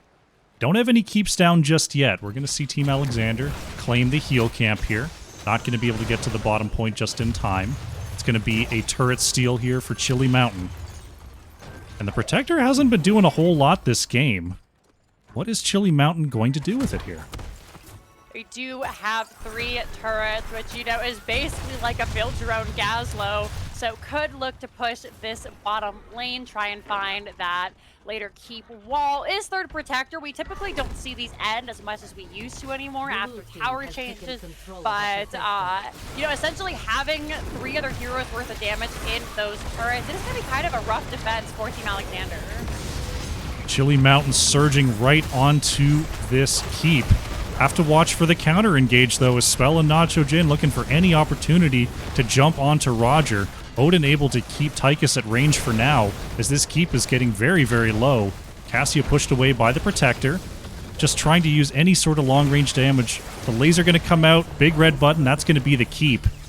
Chili Mountain managing to get that without suffering the counter engage of Team Alexander. I think that's a big win here. Gonna keep moving on back. There is that spear out, so a lot of the lockdown not have to worry about, and we are going to see Team Chili Mountain just escape. Level 24, both teams here. We do have that 12 seconds of Flame Breath now, so could look to see that in the future, holding down some of these forts. Now we're gonna see Team Alexander get a little bit aggressive here as they look to push in on this bottom fort. Blaze in the top lane here, so Chili Mountain trying to play around this wall, play around this fort. Can they get a counter engage? So far, Imperius is not shown on the map yet. Gonna be discovered by Blaze, so now Chili Mountain knows they're in a 4v4 situation. Tremor may look for an engage. There's the slow on Dispel. Diablo going down to 60%. Looks like it'll just be pokes for now. Just jockeying for position. Try and find one of those wall bangs onto the back line here. Chromie in kind of a spicy position, but Spell being zoned out so much. We are going to have a pause here. Uh-oh, Tremor has lag again. Unlucky. Get that sorted out here in just a moment. Right now, Chili Mountain, they've been looking very good this game, but taking a look at the map, taking a look at the levels, this is really anyone's game. Still very winnable for the side of Team Alexander. All right, just normal ref stuff. One Protector is all they really need. One Protector in a good team fight.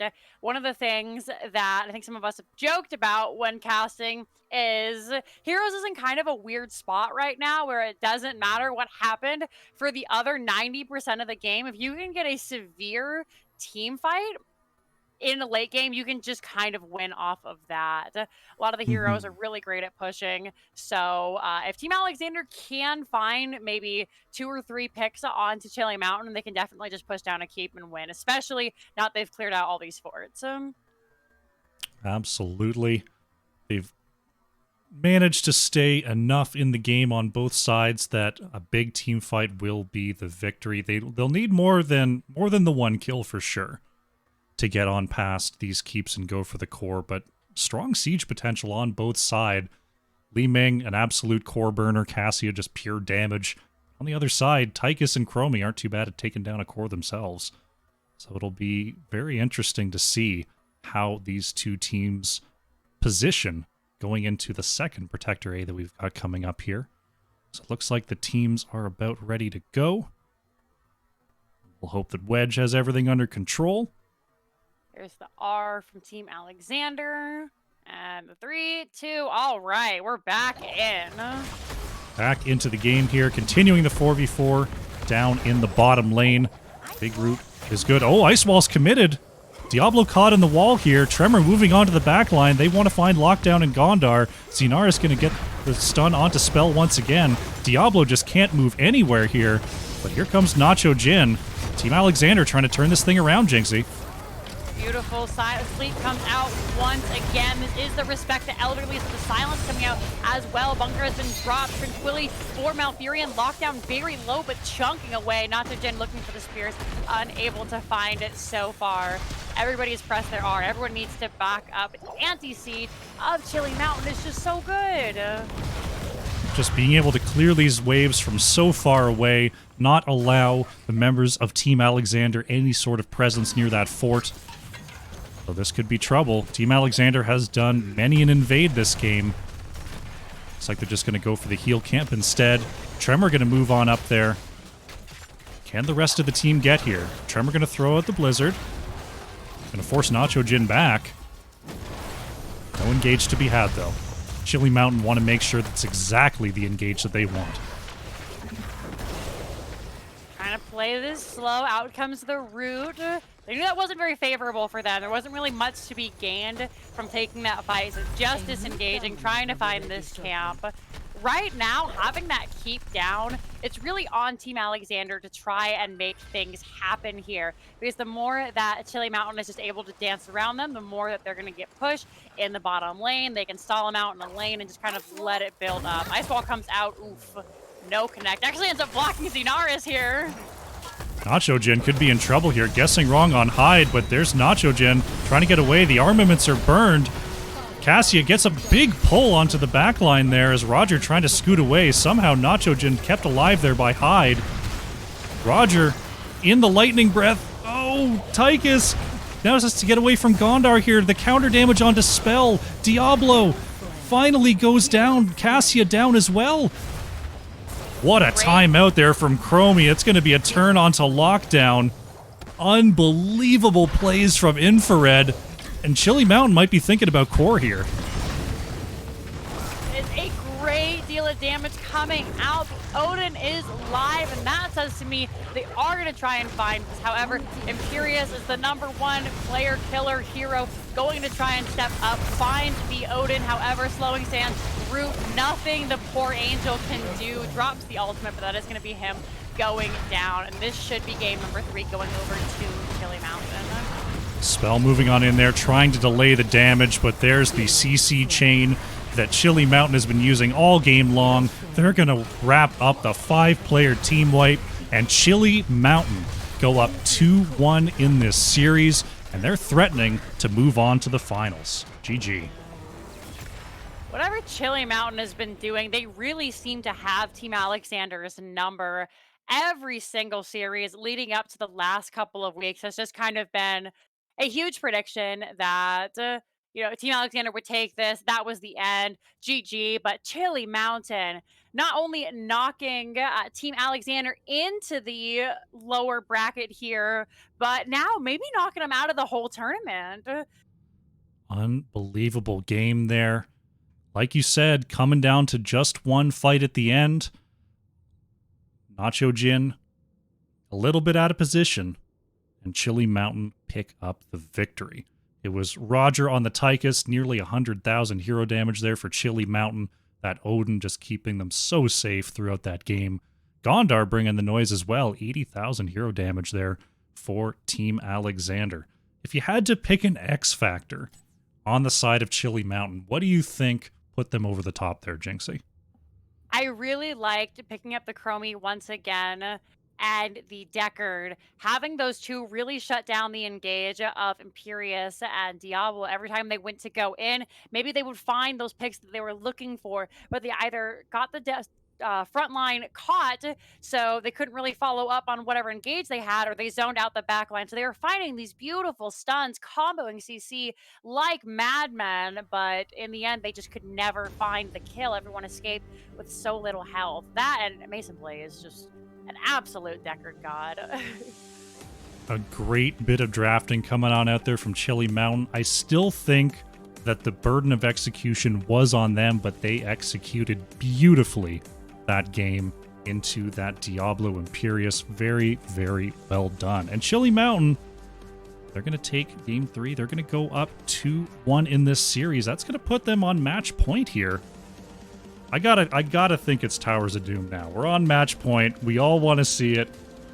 The ultimate showdown between these two teams. Is it going to come for game number 4, or are we going to hold on for one more?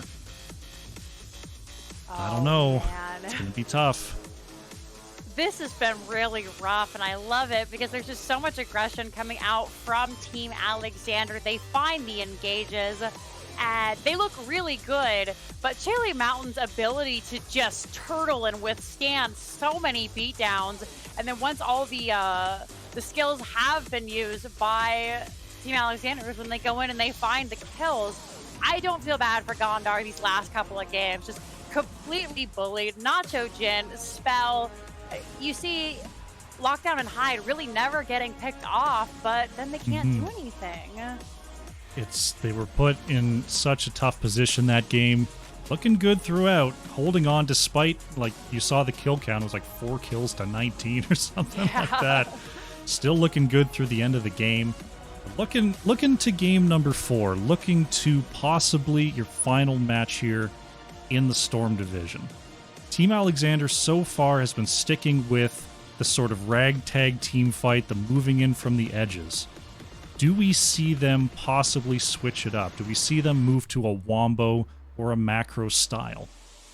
I think if they can play maybe a little bit slower instead of relying on those quick engage kills or a macro, like you say, then that could play out better for them. I'm plotting in my head what it would be for Towers of Doom, because like you said, it's gotta be Towers. I mean, that is the #1 comeback map, and I think that's really what Team Alexander needs in this series. We've got Towers, we've got Braxis, and we've got, what is the last possible map? Hanamura. So, if you're thinking going funky, Towers of Doom is probably the funkiest map in the rotation. We've seen crazy, crazy games on Towers, but Braxis Holdout can sometimes be a little bit crazy too. Looks like we got our wish. Towers of Doom will be our 4th lobby. Very nice to see. The other ones are really rough, especially since being 2-lane maps, they snowball really well. Hanamura a little bit more defensible.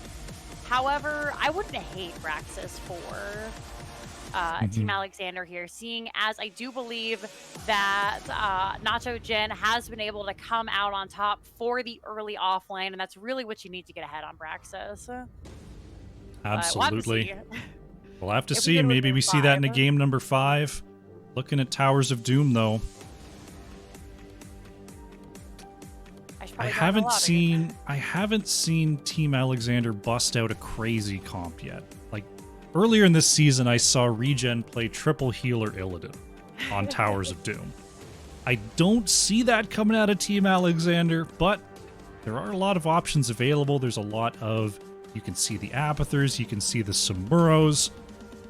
I'm interested in whether these teams are going to stick with the plan, if they're comfortable with their strategies, or if they're going to pull something out of the back pocket here.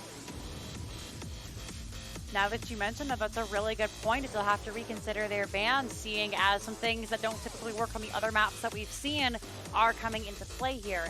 Abathur, like you said, is a fantastic one. The Lost Vikings is something that they may have to consider. I'm trying to think if I've seen Team Alexander play Vikings. I believe Chili Mountain does. I believe you're right. I think we've had a Chili Mountain Vikings game. I don't recall Team Alexander playing them, though I'm sure they've got someone over there who's willing. I don't know. I mean, I'm thinking about Vikings. It's not a big ping hero. They could play it, whether they're willing to, because it really comes down to, it's not just the Vikings. It's do you have a comp that fits it? Do you have a plan that you've built beforehand that fits it? And it can be very difficult to accommodate these sorts of picks if you're not ready beforehand. So, I mean, these are top-level players. They know what they're doing. They've played everything, right? So they could pull it out, but they're against other top-level players. Do they really want to pull out a strat that's not what they're best at? It's a tough spot. Their backs are against the wall. They have to win this game, or that's it. No prize money, no more redemption, no more bottom. Like, this is it. So, you know, maybe it's time to try something great crazy. I wouldn't say triple heal or Illidan, because sorry, Regen, that sounds awful. Did it win? They did win, which is the funniest part of that match. It was... I've got to go. I'll dig up the VOD for you at some point, because it was something else. But, you know, we haven't seen TLV or Abathur even considered between these two teams so far. I've got to say I'm not expecting it, but, you know, Towers of Doom, you're talking about rotations, you're talking about interrupting, double soaking. Is there a Tracer in our future from either of these two teams? Oh man, I think if we did see Tracer, it would have to be on the side of Chili Mountain, because if you've ever played Tracer while lagging, it's probably one of the most heroes of the, like, miserable heroes of the Storm experiences. So I could definitely see that. The more we talk about the Vikings, I'm kind of liking it from Team Alexander, just because I think it would pair well into the turtle strategy of Chili Mountain. If they just want to stick in one lane and kind of push things around and fight, then things could be done elsewhere. It probably would fit with the style we've been seeing with, like, the solo Muradin jump-ins, the working on the edges with Li Ming and Brightwing. But we don't have to wonder much longer. Towers of Doom is underway. We'll remind you quickly of the maps. Infernal Shrines, Dragonshire, Cursed Hollow, and Alterac Pass have been banned away for this series. It was Team Alexander that were victorious game number 1, Battlefield of Eternity, but Chili Mountain have come roaring back. Victories on Tomb of the Spider Queen and Volskaya Foundry. And now it is Chili Mountain looking to close things out with map pick here on Towers of Doom. Let's jump into the draft and find ourselves another Garrosh ban. Another Sylvanas ban, so nothing hinky so far. That lockdown Sylvanas terrified them, and the fact that, like, they're like, fine, you know, have the Cassia. We know we can kill that. Moving through, I think I'm the most excited for this game out of all of them. Just the more that we've been talking about it, excited to see what the draft is going to be, as finally the respect comes out.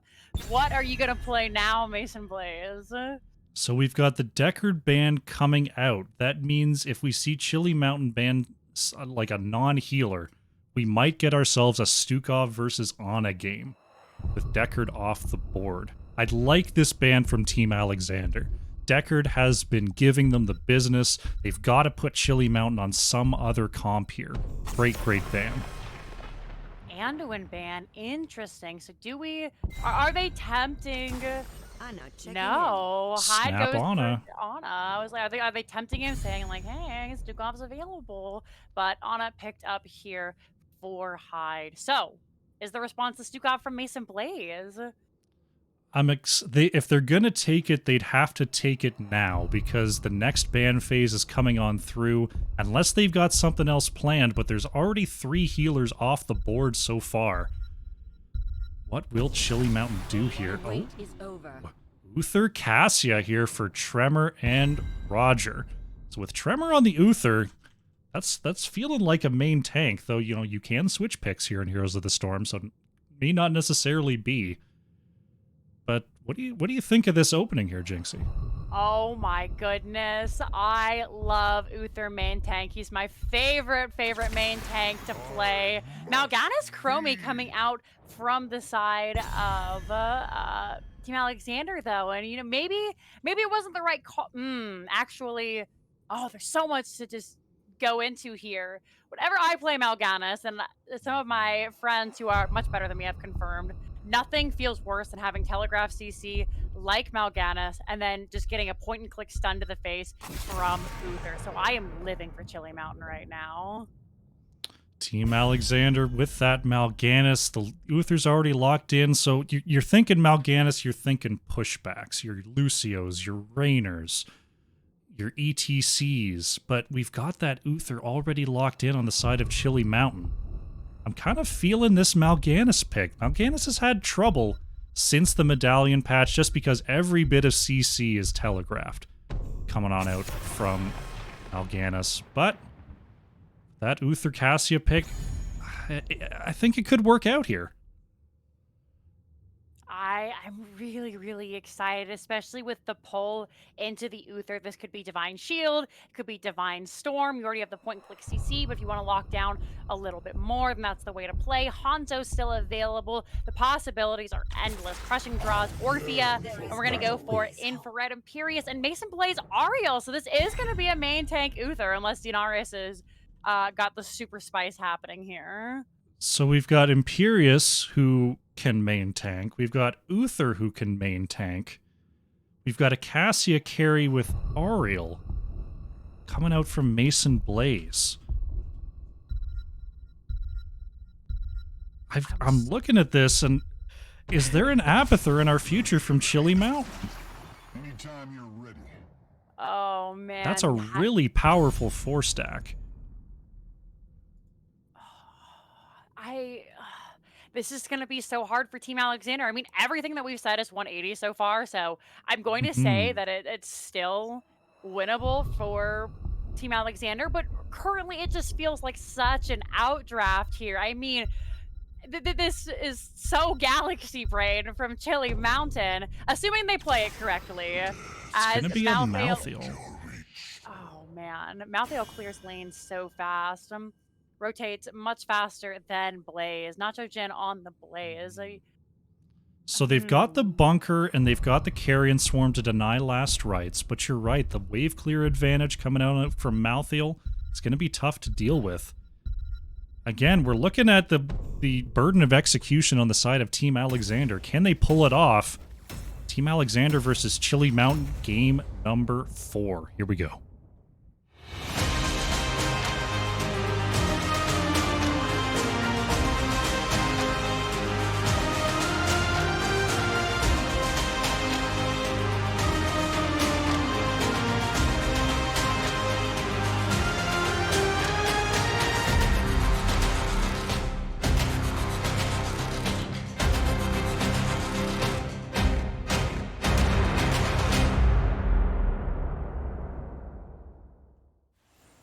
Alrighty.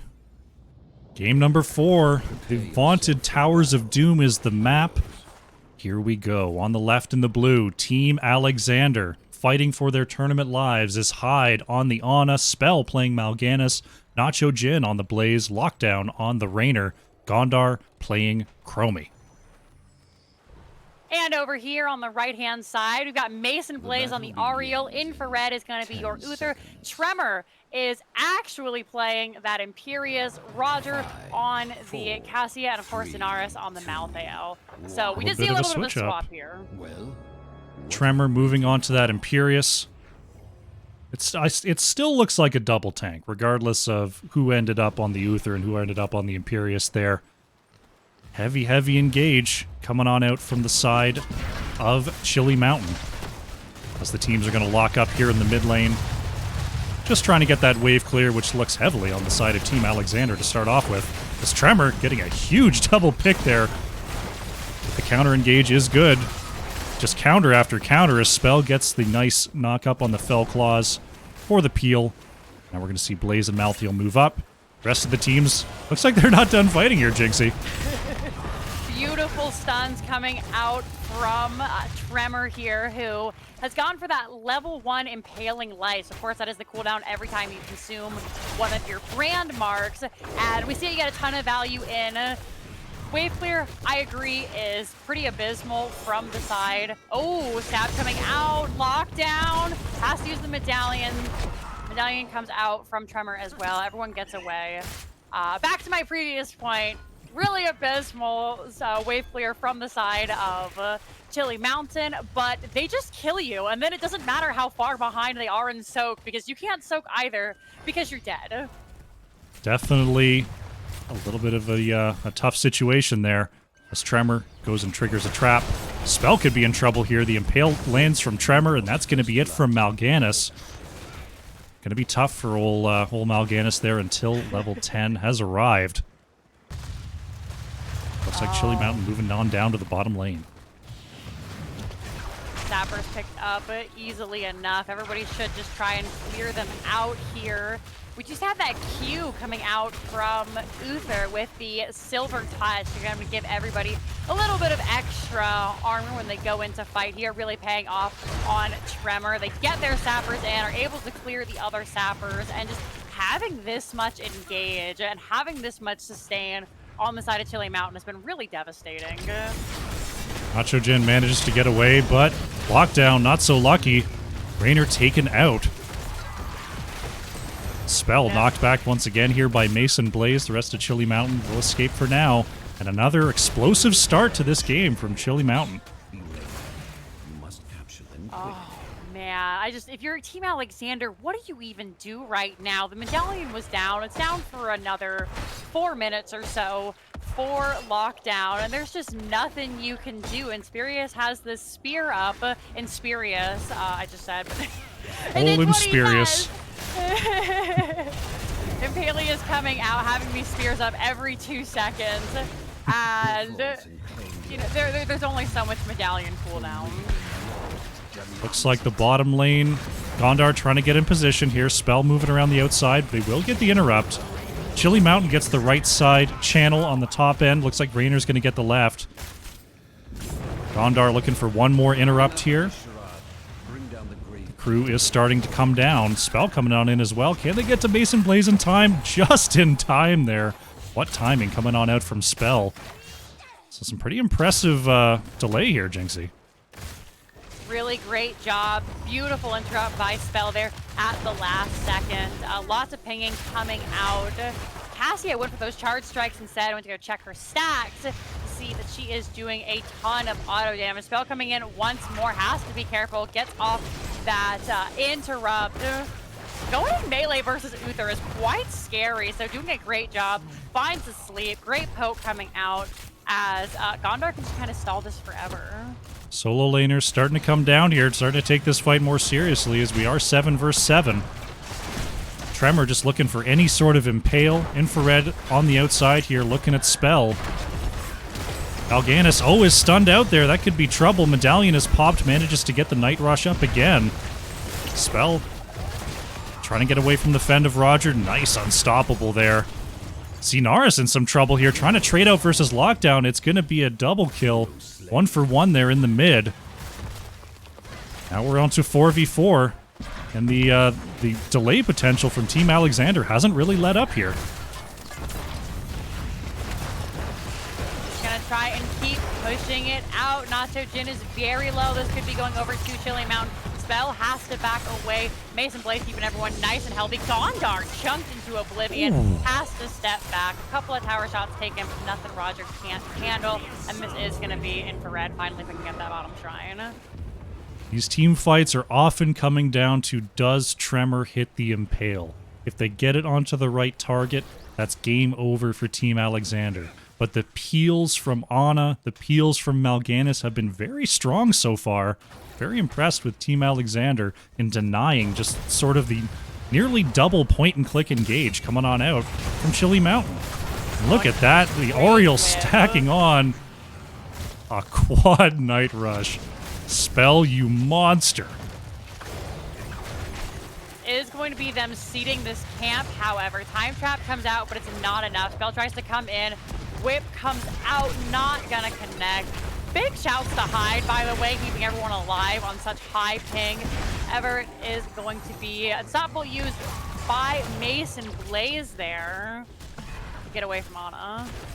Looks like Chili Mountain has completed their disengage, but they're not happy with just that. Moving on to Nacho Jin, but the jet propulsion will be enough for Blaze to escape. Malthiel double soaking there, so trying to delay Blaze and successfully doing so. So that's going to open up the lane for Malthiel. Level 10 here for Chili Mountain. Tremor is taking a little bit of a pounding. Sleep comes out. He has no mana. Oh, look at the That's pull. biggest issue with the pull from Chromie, though. She's getting very low, but Ana able to heal up. Trevor has found one more spear. Nobody getting out yet. Nacho Jin looking for more. Mason Blaze has to get hit with that divine shield. Can Roger get out? They've used everything. The slow is real. Crystal Aegis. Goodness, the saves are real, but Roger just can't quite get away. Team Alexander relentless in their pushing forward, and it looks like the level 10s are favoring the blue team as our next altar is up and available here. Oh man, signs of life coming out from Team Alexander. They find their heroic abilities and are finally able to pick off Cassia. Just the amount of harassment that went in and the inability to get in their own base. So many resources were used, and in the end, it just wasn't enough. So difficult to get around that slowing sands. Interrupts galore coming out from Team Alexander, but Tremor with a nice double pull. What a medallion from Lockdown. Spell just gonna sleep and swag right on out of there. Such low cooldowns on those escapes as well.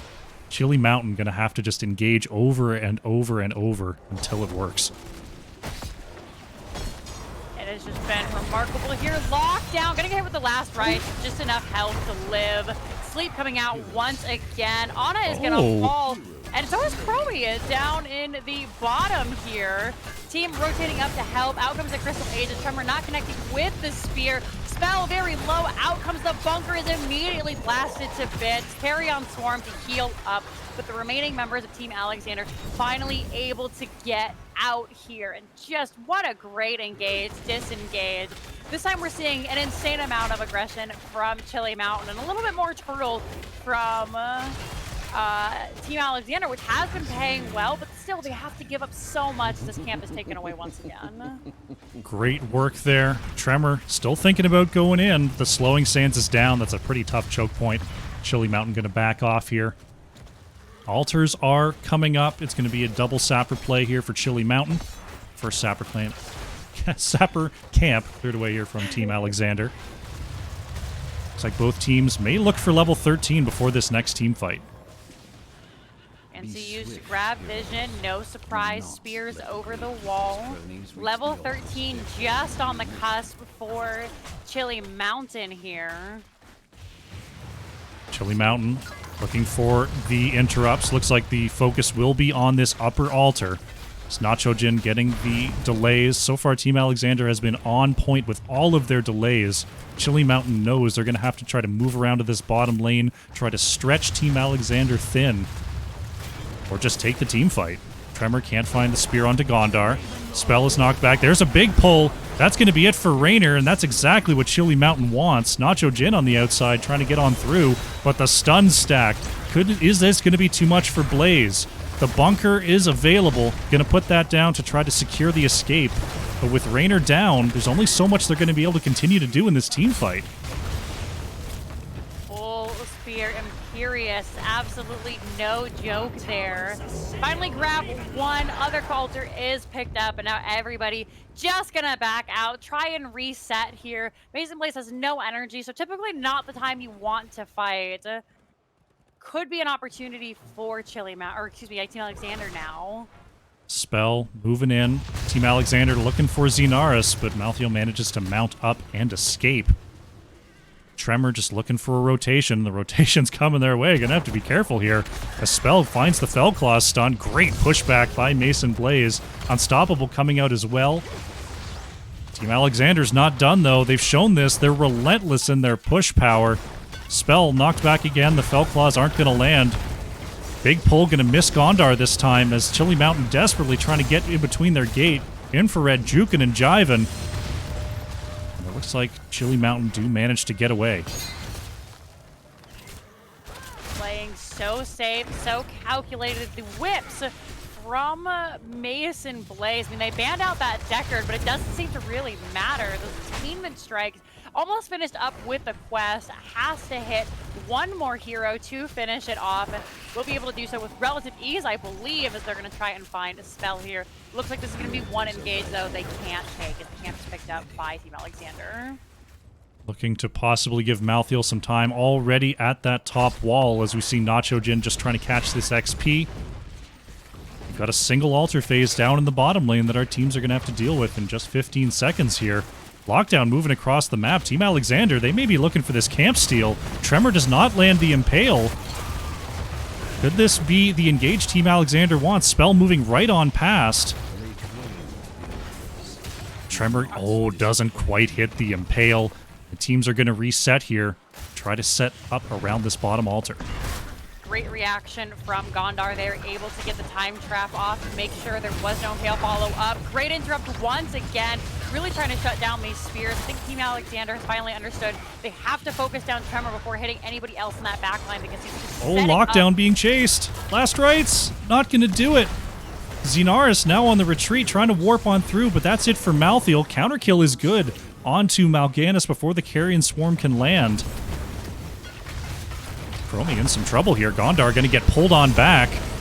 The bunker is out. Can Gondar get in? Yes, Nachojin and Gondar are going to move around, but Chromie just too low health and Lockdown getting speared onto. But Hyde is there with the heals. Once again, Chili Mountain getting the better of these engages.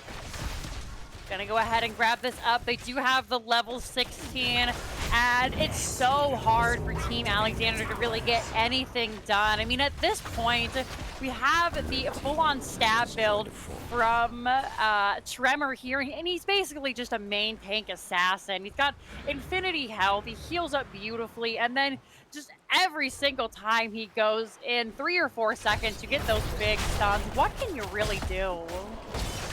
It's going to be tough here. I don't know the adjustments the Team Alexander is going to have to make here, but they're pretty even on XP. It looks like they're going to focus on this top lane to try to pull the attention of Chili Mountain.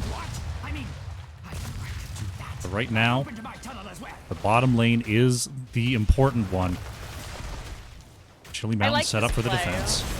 I really like this play from Team Alexander. So many times on... Xenaris trying to get away. That's going to be it for Malthael in the top lane. Is going to be the top altar traded out, and that was the point I was kind of trying to touch on.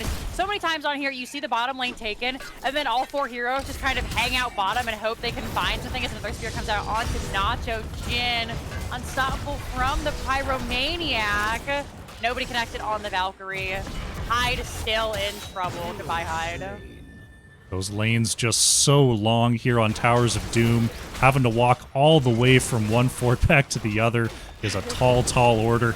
Ana's going to go down, and that's going to be sort of an incidental boss pickup here for Chili Mountain as we have a triple altar phase coming on through.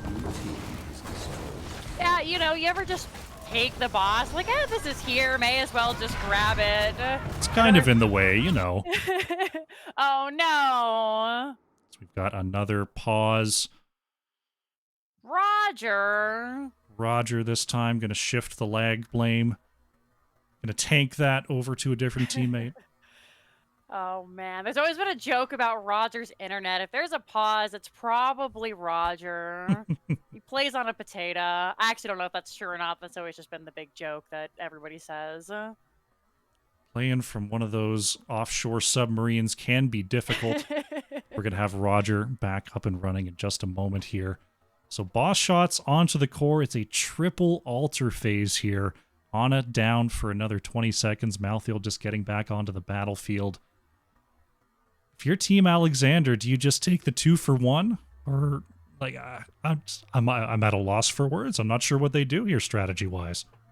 It is really, really tough. There are so many things that they have to think about. I mean, the Imperius is really, really shutting people down, but the Uther and the Ariel are keeping everybody so healthy, and I really think that maybe continuing to pick off Malthael is the play here. If they can get onto Xenaris and try and just squish him, then take a 4v5. It's, I don't know. Have they tried praying?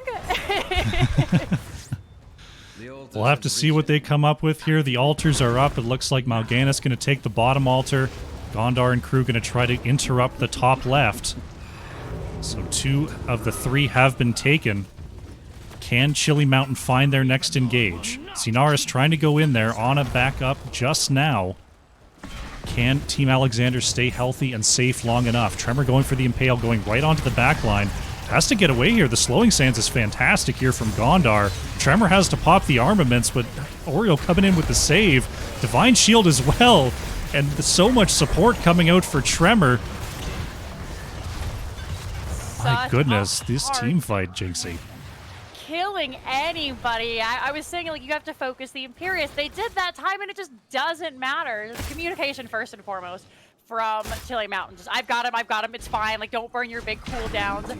And then finally able to do it. Nacho Jin is going to take this altar back, so that's an extra shot going over to the side of Chili Mountain, or excuse me, Team Alexander. But sappers are being picked up. Everyone's alive and healthy. There. Team Alexander, with Ana coming in a little late, go 2 for 1 with an extra shot. Not what I was expecting at all out of that engage, but here we are. Tremor finds the stab onto Raynor. Lockdown still pressing forward. Can Malthael get the value in the top lane? So we see Team Alexander actually ahead on the path to level 20 here. Really surprising. Those picks really did help out. And despite the way the team fights have been going, like you said, Team Alexander, they got that extra fort. They got the extra shot in from the altar. Now they're closer to 20. This could be what they're looking for. And I really like this play from them, using their ability to siege and clear lanes faster than Chili Mountain. They're able to take this bottom, and now we could be stuck in that game of cat and mouse where one team takes an altar, then they take it back, but the other one has been taken, and they just kind of do this loop around the map. Absolutely. It looks like Chili Mountain trying to create some pressure in that top lane to buy themselves time. Lucky placement on these altars for them. They are in the top lane, but they really, really want to find level 20 before they're engaged upon.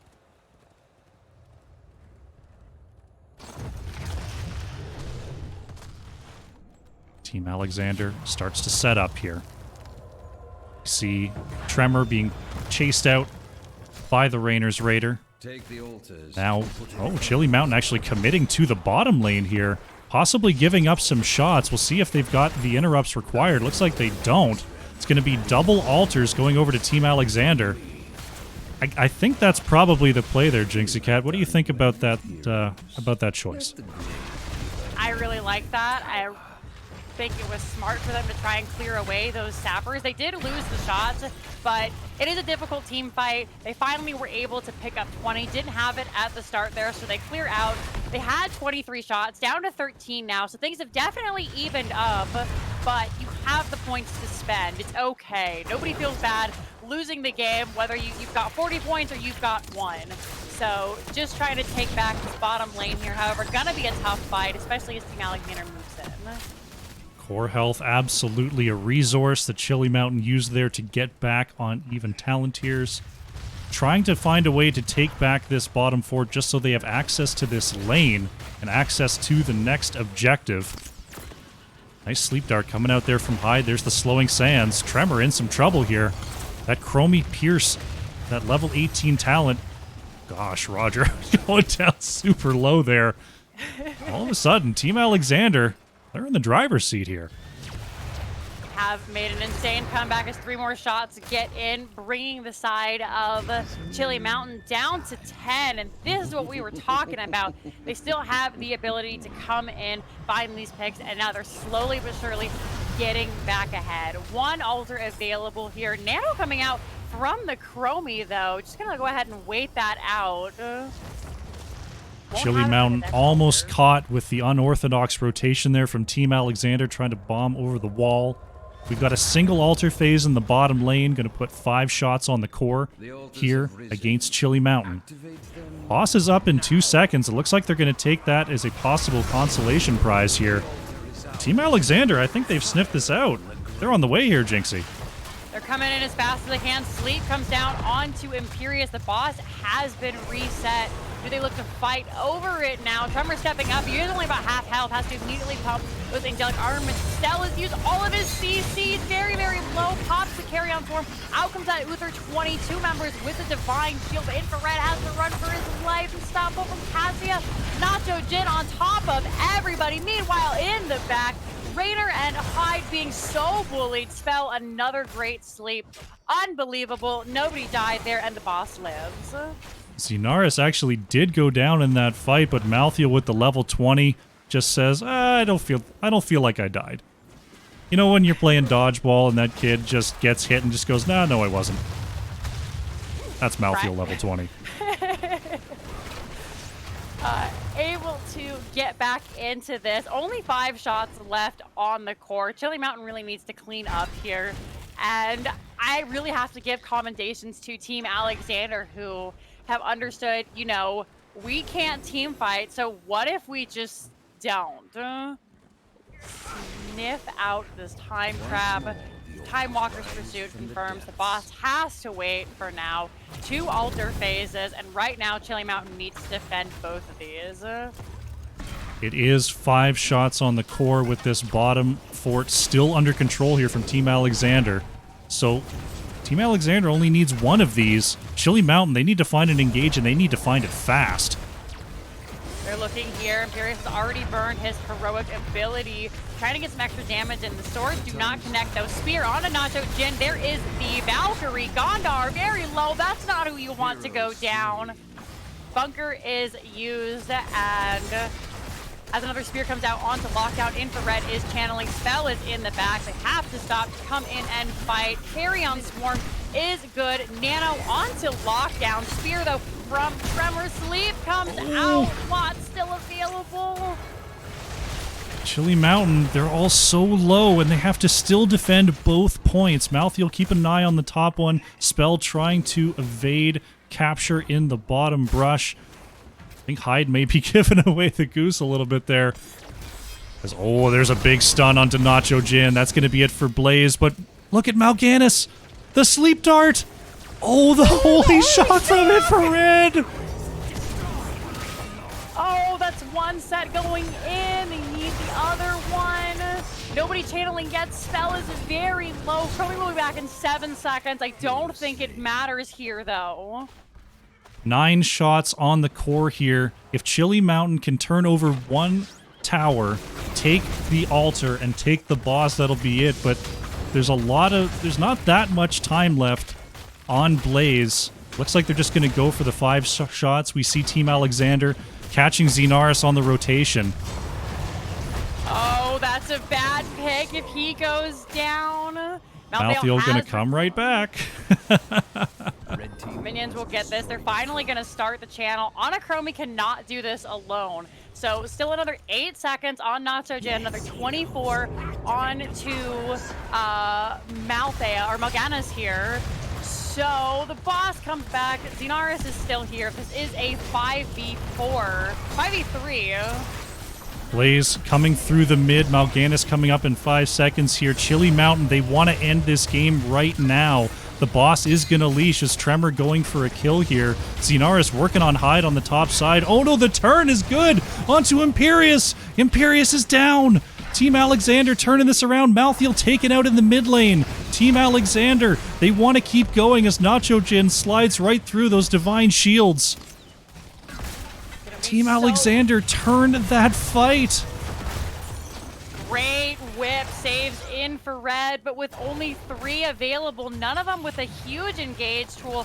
This is going to be a difficult delay for the next 30 seconds, 35 seconds. They have to try and steal this boss, and the whole team is up. Chili Mountain trying to come up with the miracle defense, 3v5 here, but Roger only has so much room to work with here. Oriole goes down in the background. That's going to be it for Roger. Infrared being double slept there. Uther taken out. Team Alexander somehow, some way, clawed their way back here on Towers of Doom. They're going to get the boss, and they're going to take the game. We're going to a game 5. GG. Oh my goodness. What a comeback. I thought for sure this was it. There was no way that Team Alexander was going to be able to defend this. They were outdrafted at the start, just a beautiful checkmate in the draft, but they managed to just hang out, take a breath, wait for those 20s, find the picks where they needed to, and now we're going to game number 5. Taking a look at the stats, just so even. 11 kills to 12 there. Both teams on top through different points of the game. Chili Mountain going for it all at the end. They take the 5 shots. They go for the boss. And it was 3v5 for a good portion of that defense there from Team Alexander. They somehow turn it around onto Imperius and snowball it to a victory. Incredible gameplay there in game number 4. Oh man, don't call it a comeback, and this is why Towers of Doom is the map to go to when your back is against the wall. They had 12 shots for so long, then they had 4, finally able to bring it down to the wire. They come back. However, now is where the real test begins. They're not quite out of the woods yet. They have to fight on some of these snowbally maps. Gonna be a tough one, but really, really great. Team Alexander, still pretty good, it turns out. Showing why they are the number 1 seed coming into the playoffs there, taking game number 4. And like you said, we were just looking at Braxis and Hanamura remaining here for game number 5. Very, very different maps than we've seen so far. I'm interested. Oh gosh, I mean, if you're talking team fights, you've got to be talking Hanamura, right? Like, at least you can move across the center of the map and go find someone. Braxis, there's just a mountain of stuff in the way. If you're Team Alexander here, you just won, so Chili Mountain has the choice. If you're Chili Mountain, do you take him to Braxis after that display? Oh man, it's so hard here because, like I said, Nacho Jin has shown to be, I think, a little bit better in lane than Xenaris is. So I think maybe if you're Chili Mountain, you go Hanamura, just because, like you said, it is easier to rotate around. You have the vision camp, so you can see where you're being ganked. Braxis is such an island that if you can't win that solo lane, then that's just pretty much it, unless you have some miracle level 20 play.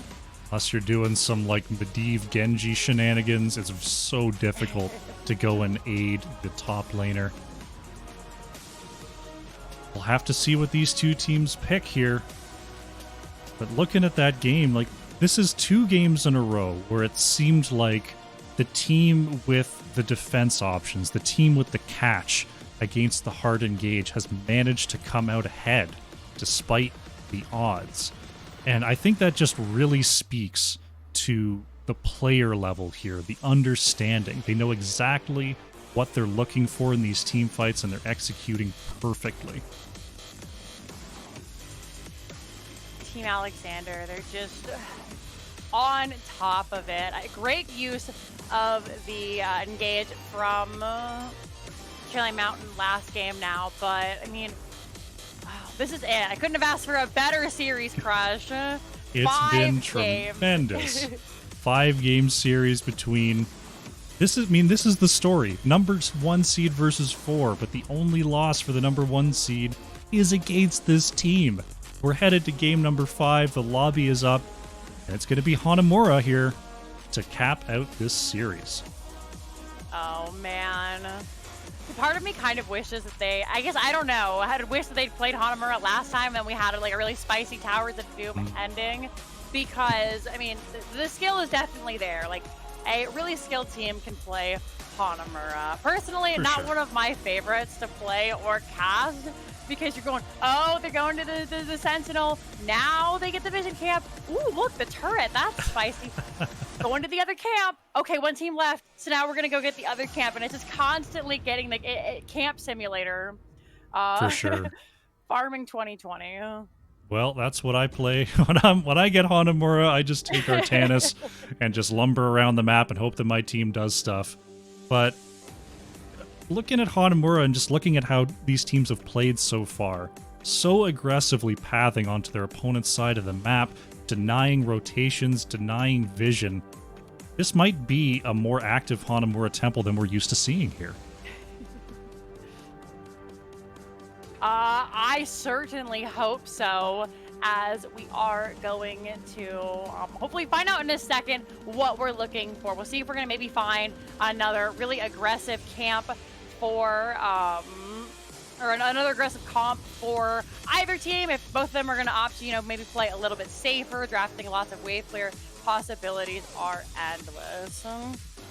Absolutely. We'll have to see what the draft tells us. Looks like it's going to be coming on up here in a moment. Let's bring it over to the map screen. Tell everyone for the final time what the state of this series is. Infernal Shrines, Dragonshire, Cursed Hollow, and Alterac Pass were banned away for this series. Battlefield of Eternity, Team Alexander struck first. We saw Chilly Mountain come back with 2 quick wins, 2 with the Spider Queen and Volskaya Foundry. Towers of Doom and a Nailbiter went over to Team Alexander. And now Hanamura Temple, as chosen by Chilly Mountain, will be our game number 5. Let's jump in and see. Are we going to see a change? Are we going to see a pocket strat? I mean, if you're 2-2, obviously what you've been doing is working. So I've got to feel like we're looking at a pretty similar style draft from both of our teams. There's going to be a hard engage, there's going to be a big catch. But which side's going to be doing that for this run? What do you think, Jinxie? Oh, man. I think the Deckard needs to be banned away again. We're going to see the Chromie banned out, and I think that makes a lot of sense. Again, it really shut down the Imperius in both of those games. So, does Alexander ban Deckard and go Ana again? Or do they ban the Ana because it is difficult to play on high ping and give the Deckard away? Because if I am... looks like they are going to ban the Deckard. Okay. Deckard banned away there by Team Alexander, doing too much damage there for Chilly Mountain. Happy to give up any other support. Last time we saw the Anduin ban in response from Chilly Mountain. Will we see that again here, or do they want to take something else off the board? That Ana was kind of a pain there. Cassia still available. Didn't work out the past 2 games. It has been played, but it looks like they are going to give it up. So not deciding which healer they want to give over. They're just going to say, pick whichever one you want. It's going to be Ana for Hyde. They want to lock down those big damage dealers from Team Alexander. Chilly Mountain coming in with the double pick. They see the Ana. They've played some pretty aggressive comps thus far. I've got to think they're going Imperius again here. I like the Imperius. It is kind of difficult again, having to clear so many camps. Maybe draft a little bit more camp clear this time round. But looks like they're going for this. Sylvanas.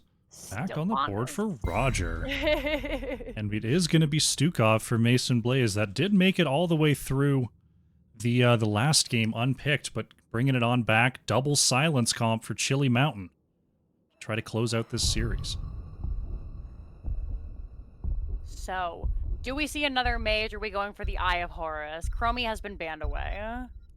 He's gone. There's that Muradin for Spell, making a reappearance. Lockdown so powerful on the Rainer so far this series. Gonna be taking that.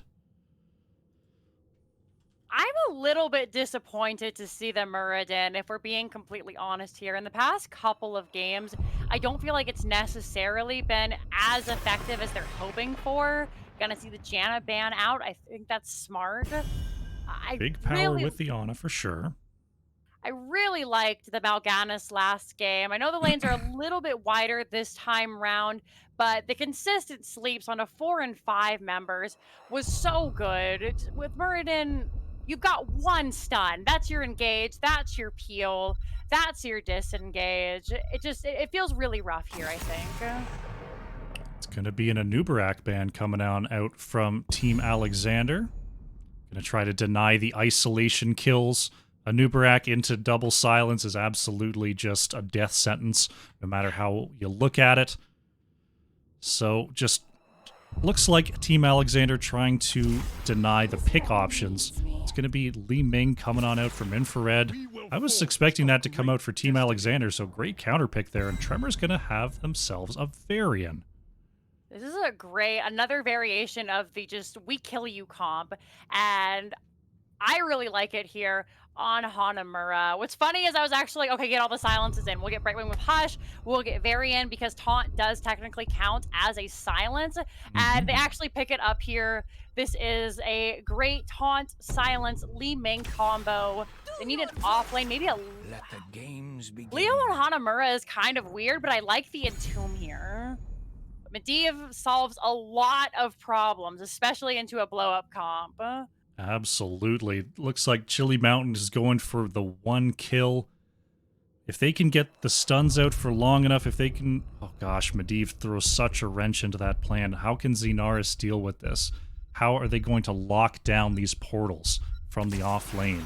It's going to be a Chen for Xenaris, just trying to jump all over that skinny backline of Team Alexander.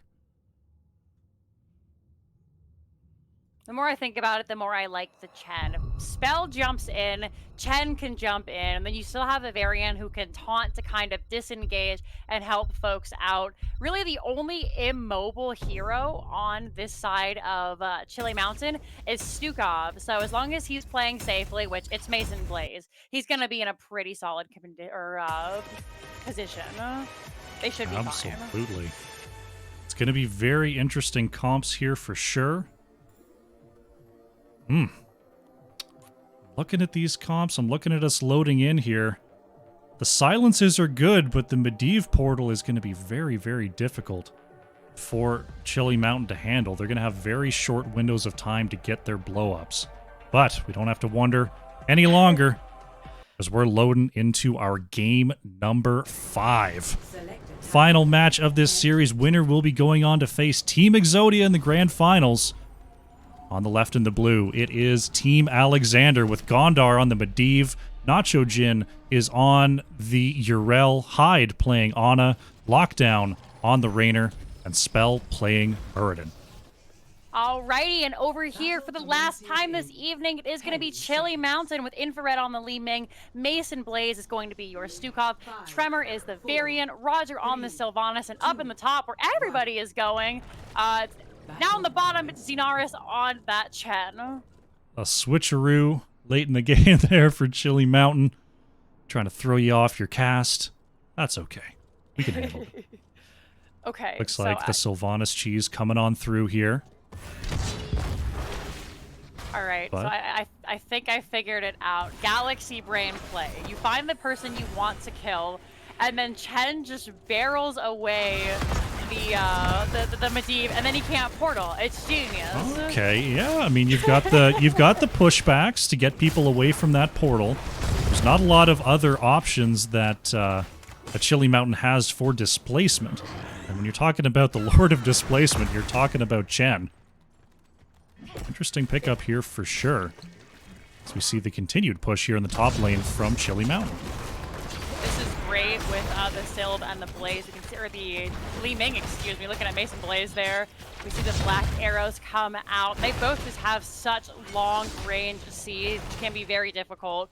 Gondar and Spell gonna have a little bit of issues dealing into that, but it is time to get the Genji camp, so the siege subsides for the moment. Both teams on that right on time here. Gonna get those pushing in the lanes and get back to the map. See Gondar just moving around the lanes, trying to stack up that Master's Touch. Make sure that there's no troubles getting that reduced cooldown and extra damage as we go into the late game. Portal is out. Gondar's away. We do have all 5 members of Chili Mountain down here in the bottom, just trying to clear this out as fast as they... Actually, take it back. Varian is top. I don't know how to count. Going to see this Genji camp cleared out here. Same up in the top lane. Don't want that to get on your forts here. Lockdown is going to take a ton of damage from him, but he gets that big old dragon slash out. Varian chilling hard in the top lane, just witnessing the destruction of the Sentinel. We're starting the Hanamura shuffle, just moving around the map, grabbing that XP, waiting for the camps to be up once again here. Spell denies the engage of Tremor. Just to confirm, it is a taunt Varian. Anything else would be silly. Now we start the dance. Chili Mountain has gone top, so Team Alexander has gone bottom. Just always taking the vision camp. It is something that does help this game go a little bit faster here, as we are going to see the black arrows come out the top. Always taking those camps allows the XP to flow much faster, so we do get those earlier level 10s and so forth, usually reaching level 20 at about 15 minutes. Max. Absolutely there. See Nacho Jin putting some damage onto Xenaris in the bottom lane as the teams will just continue to trade out their vision camps, getting that big whopping experience buff that you get from those. It's Infrared going to put some damage in there, but Chili Mountain just a little bit too late on the engage. And I'm interested to see how much these teams are actually going to commit to this payload. This is an interesting objective, as I've heard many of the higher ranked players say this is one of the payloads that you kind of just never die over. It doesn't do a whole lot. In fact, once you get to the later levels, it usually takes about 2 of them to kill a keep, so most teams don't find a whole lot of value in it, though. Getting these camps, finding the Sentinels is the main play, so they're willing to trade this out and then just kind of push it along if it's available. See the Sentinels coming up from both sides, teams immediately abandoning the payload. Looks like Spell's going to hang out and try to get a bit of an advantage there. Sentinel taken, and Spell will hightail it right on out of there. Are going to see a little bit of push coming out from Chili Mountain as both Sentinels are grabbed up. Medivh always giving vision in that Raven form. Going to step through. We see the engage coming from the side. A nice safe rotation from Team Alexander, making sure they're not getting caught out by this Varian. And this has got to be so rough for Chili Mountain. The Varian power spike is from 4 to 10. We're already at level 8, and nobody has died. Nobody being picked off here. The longer the game goes on, the more tools that Team Alexander will have to deal with this, and it's going to really get less and less value. It's going to be tough here for Tremor for sure. If we ultimately do get a team fight, we may see the value there. One thing I have really liked from Chili Mountain so far is every time the Sentinel has been up on the side of Team Alexander, they just continue their siege in the top lane just a little bit more, using those black arrows to move in, get some chip damage, and ultimately put this game on a timer. Slowly but surely, everybody is working towards it, and that's a great point that you bring up. We are going to see a little bit. Xenaris scooting on out of there. Nice Medivh portal in from Gondar. I do think this will be easier for Chili Mountain once we hit level 13 and we can get the virulent reaction. Mason Blaze will be able to root folks in the silence, maybe even Medivh himself, and then you won't be able to go through the portal. So that's probably going to be the opportunity they're looking for after, if they can't find these earlier game picks. What a protect bubble coming on out from Medivh, saving Muradin there. And that's the power of Medivh into this Varian comp. Chili Mountain's going to have to try more than a couple times to get that combo and get that pick as we see level 10 coming on through here for Chili Mountain. Gonna be the first to pick it up there, looking for Varian. They did opt for the shield wall instead of the charge, so a little bit less mobile. No Galaxy Brain on the barrel. It is gonna be the Storm, Earth, and Fire. Level 10 finally reached 14 Alexander as well. The opportunity to fight a talent up has concluded. They're gonna go for it anyways. Taunt is good onto Nacho Jin. Tremor just working around the outside here. That silent zone from Mason Blaze on the Stukov. Very difficult to deal with. It looks like Team Alexander have the better of this engage for now. Chili Mountain says, whoop, timer's gone off. Time to get the Sentinel. at least they have 100% camp uptime. You know, I'm sure we've all had that Storm Division game where you're like, can we please get the Sentinel? Please, they're pushing our keep. So really great map awareness here. Now that you said, though, we see the bottom lane has to be pushed out, the Sentinel has to be dealt with. So more chip damage coming in the top here. Do finally see the members of Team Alexander show up. Slowly but surely, we will see that top fort go down. One of these days, we're going to see a structure go down as Nacho Jin trying to push in with this Sentinel. Medivh coming on down for the assist. We see Chili Mountain grabbing the right side turret. Team Alexander doing the same. And not exactly the fireworks in this game that we've expected from this series here, Jinxie.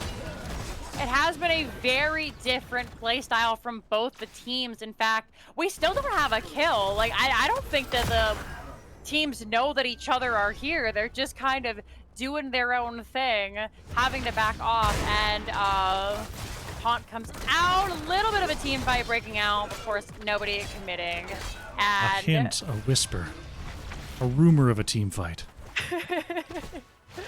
Once we hit level 20, we might actually see them start to fight each other, but I think this is the furthest that the objective has moved all game.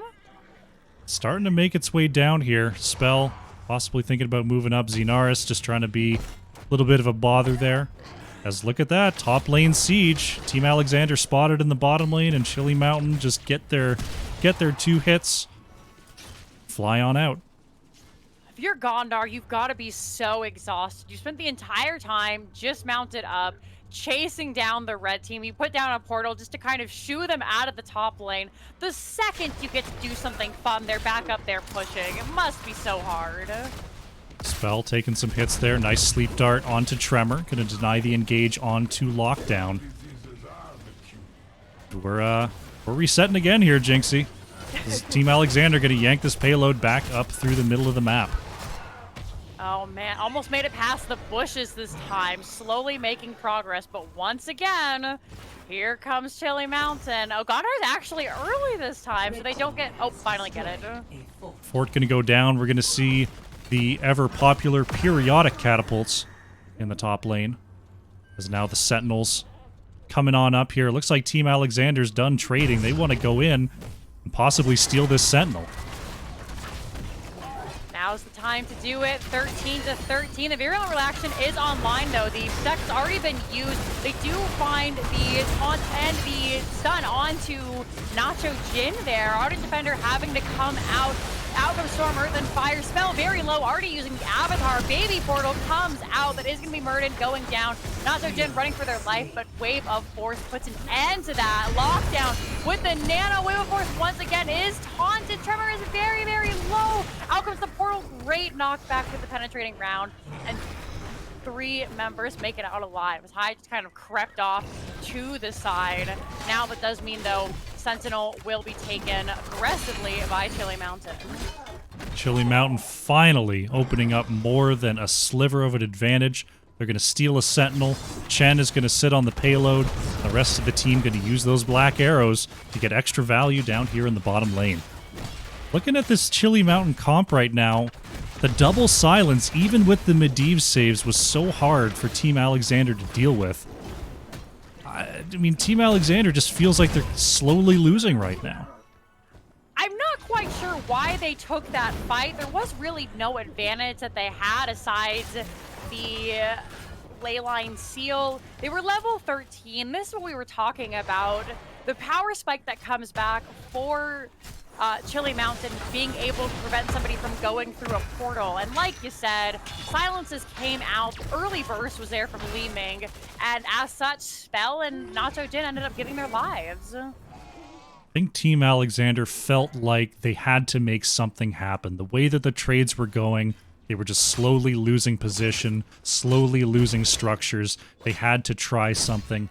It didn't work out that time. We saw them move across and steal that turret camp. They're going to make a double turret play. Although it may not be a double turret play as Tremor going in, getting slept once again. My goodness. Hyde just a monster there, knowing exactly what Tremor wants to do there and determined not to let them do it.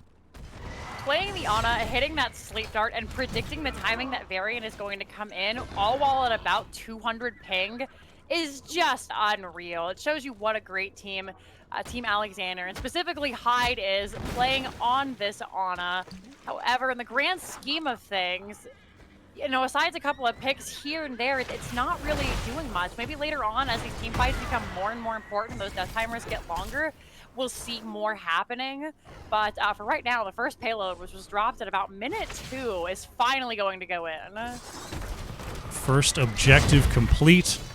Although I'd say it's probably 4th or 5th on the list of priorities here on Hanamura Temple, but Chili Mountain does pick it up. Tremor going to be chased out by Gondar here as we now have both forts down. Team Alexander trying to rotate back. That stolen camp, this keep wall is in tatters here, Jinxie. Really great play coming to help out the objective, so they were able to get some more shots going through. And then, of course, that Sentinel pushing down while everyone was down did allow for a bit of extra damage. We're going to see, once again, the camp is up, so it's time. Everybody take your camp. Okay, now we rotate. Team Alexander may possibly be getting caught out here. Tremor moving across. Xenaris coming on down. Gondar is there to get everyone out. Chili Mountain staying ahead here. Though we saw in the last game, level 20 was a big moment for Team Alexander. Can Chili Mountain get far enough ahead here to deny that level 20 turnaround? Having those two forts constantly puts them ahead with the progressive experience. They have to clear out this Sentinel before too much damage comes out. There's the virulent reaction. Gondar taking a big chunk of damage from Hyde, able to keep him alive. They do finally lose one of the towers before he goes down. So now we are seeing a little bit of reverse chip come out here from the side of Team Alexander. It has become more difficult for Chili Mountain to push in, seeing as only keeps are available now. Team Alexander taking a bit of advantage here. Uh-oh, fight may be breaking out. Xenaris moving in. There's the taunt on Dispel. Arcane Rift from Gondar is going to drop this turret, but Tremor's going to pick it up. Medivh putting out the damage onto Xenaris. Looks like Chili Mountain are attempting to escape here. Tremor being slowed constantly. Nacho Jin, big hit, and they turn on Dispel. There's the arrow, and there's the kill. Ardent Defender is going to be enough for now. Goes... Oh, didn't make it through the portal. Nacho Jin is caught. That's going to be Urel going down. Xenaris continuing the chase. But it looks like Arcane Rift will secure the escape here. Leyline Seal already back up. They've been fighting for so long. Really great reaction and accommodation here from Chili Mountain, who are understanding they can't just get the tried and true pick with the Li Ming Sylvanas and the variant taunt.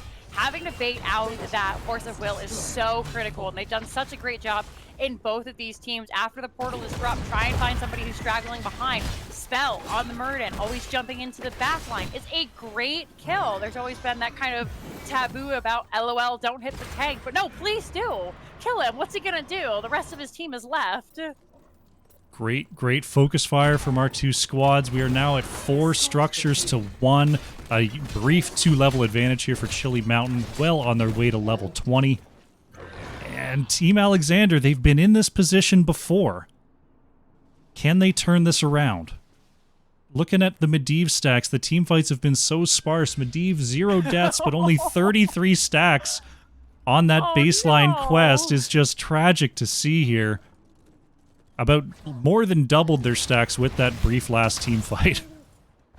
Oh man, now that you mention it, we take a look at Murden here too. We have 16 stacks on the Stormbolt quest, but if you look at the Perfect Storm, only 9. The Siege Hammers was giving him all the extra stacks there, and he's still not done. We're 16 minutes in, and these quests are just kind of going by the wayside. Black arrows are out. Gonna finish off this wall, doing the long siege here with the Li Ming Mirror Ball. Chen keeping everyone healthy with that extended shield. Urel taking some time to push that payload just a little bit before backing off, and Chili Mountain gonna rotate hard. Nacho Jin getting caught here. Can Chili Mountain catch up? Doesn't look like they're gonna be able to, as Gondar is ready for the save. push coming in here. Still not level 20, so Chili Mountain are going to be able to get this in. The members of Team Alexander opting to just be a little bit safer. So, as they continue to push in here, keep... That's going to be bottom keep, absolutely here. There it goes. No structures left on the side of Team Alexander. Still about a full level away from 20. Chili Mountain going to reclaim the site camp, and Team Alexander, they're going to kind of be stuck on their side of the map here, Jinxie. How do you move out without vision, without lanes? Luckily, they have the Medivh, so he will be able to scout where the roughest members to engage into are going to be for free. He can use the Raven form to just stay on top of everybody. Once he gets to level 20, he should have the upgrade that allows him to clear out these lanes with just a single Arcane Rift. So will get a little bit easier for Team Alexander, but of course, that does mean, you know, you're still playing from the back foot, and there's a lot to go if they want to try and win this. Level 20 has been achieved by Team Alexander. That's 5 turrets up on the side of Chili Mountain. They literally cannot take another turret camp right now without putting one down. They're going to look to grab the Sentinel here, and they've basically got a small army at their disposal. Both Genjis being traded out, and now if you're Team Alexander, you have the 20, but you really don't want to look to fight unless you can maybe get a pick, try and clean out some of these turrets, because fighting over any kind of choke over any of these camps is gonna be really rough. Quick reminder to everyone, it is Mercenary Queen for Sylvanas, so these aren't just turrets, these are mega turrets. That's Chili Mountain looking to push in the bottom lane and force a reaction out from Team Alexander here. 2 members. Oh, Nacho Jin does have the Hearth prepped up. Nice awareness there coming out from Urel. Does Mercenary Queen affect the Sentinel? I don't think it does. It does not affect the Sentinel because it's got a special boss tag, but it does. It works with the turrets. I was gonna say, because that would be really, really OP. But yeah, these turrets are gonna be devastating. We're gonna see Team Alexander clear out this camp, so they finally get a little bit of a vision before finally having to step back. We can see chores have to be done. Medivh keeping an eye on everybody. And now we're back to farming camps as we continue on. Nobody even looking at the payload. The payload isn't spawned yet, so that's why nobody's looking at it. Nacho Jin going right into the backline here. Nowhere near a Medivh portal. But members of Chili Mountain not getting split there. Tremor moving in, gets the taunt onto lockdown. Could this be the fight that Chili Mountain are looking for? Zinar's throwing out the... Oh, Medivh cheats is only going to catch one. Nice swipe there from Mason Blaze. Chen is the target, but not a great one as the stagger is popped. Medivh portal looks like everyone's going to get out alive. Oh, Tremor can't quite find the taunt onto Urel. Some action coming out there. But now Chili Mountain still with 4 of the 5 turrets. Going to go pick up a 5th one there for Zinaris. Gonna push in this payload. He dropped it. He had to pick it up. I mean, now that he's got it, at least Team Alexander don't really have to worry about the turret invades because it's not really worth it. I mean, unless you can get the kills there, but kind of drop a turret to gain a turret. Does deny the turret from the other team. Taunt comes out. Out is that virulent reaction. He is rooted. Silence. Avatar pop just beforehand, though. There's 2 turrets going down as it's starting to look like Switzerland in here, Crush. Tremor is going in, trying to find Nacho Jin's spell, maybe out of tricks, has one more Dwarf Toss. Silence is good. Look at the wave of force on Urel, going to force out the Ardent Defender. The stuns coming out from Chen into the Silence. Oh, Infrared can't quite get the Calamity kill. Look at the big stops from Medivh onto the members of Chili Mountain. This fight just will not cease. Nacho Jin in the background trying to survive. It's the short portal is lockdown, just plugging away here. No one has died. The core, look at the core, 40%. The catapults, there's 3 locked on. Medivh is down. There goes Raynor. And the core taken out by the Winions. Chili Mountain win the series, and they're going to the finals. GG. Oh my goodness. The Winions for the end. Not necessarily the most climactic ending.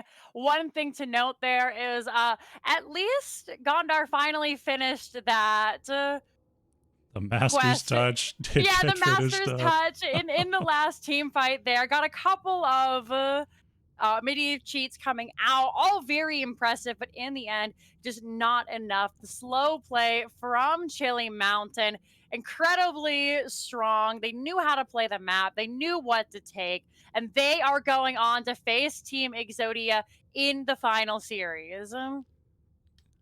I think it's a little bit poetic that it was the Winions along with the objective that ultimately take the core. That was pretty much the story of the game there.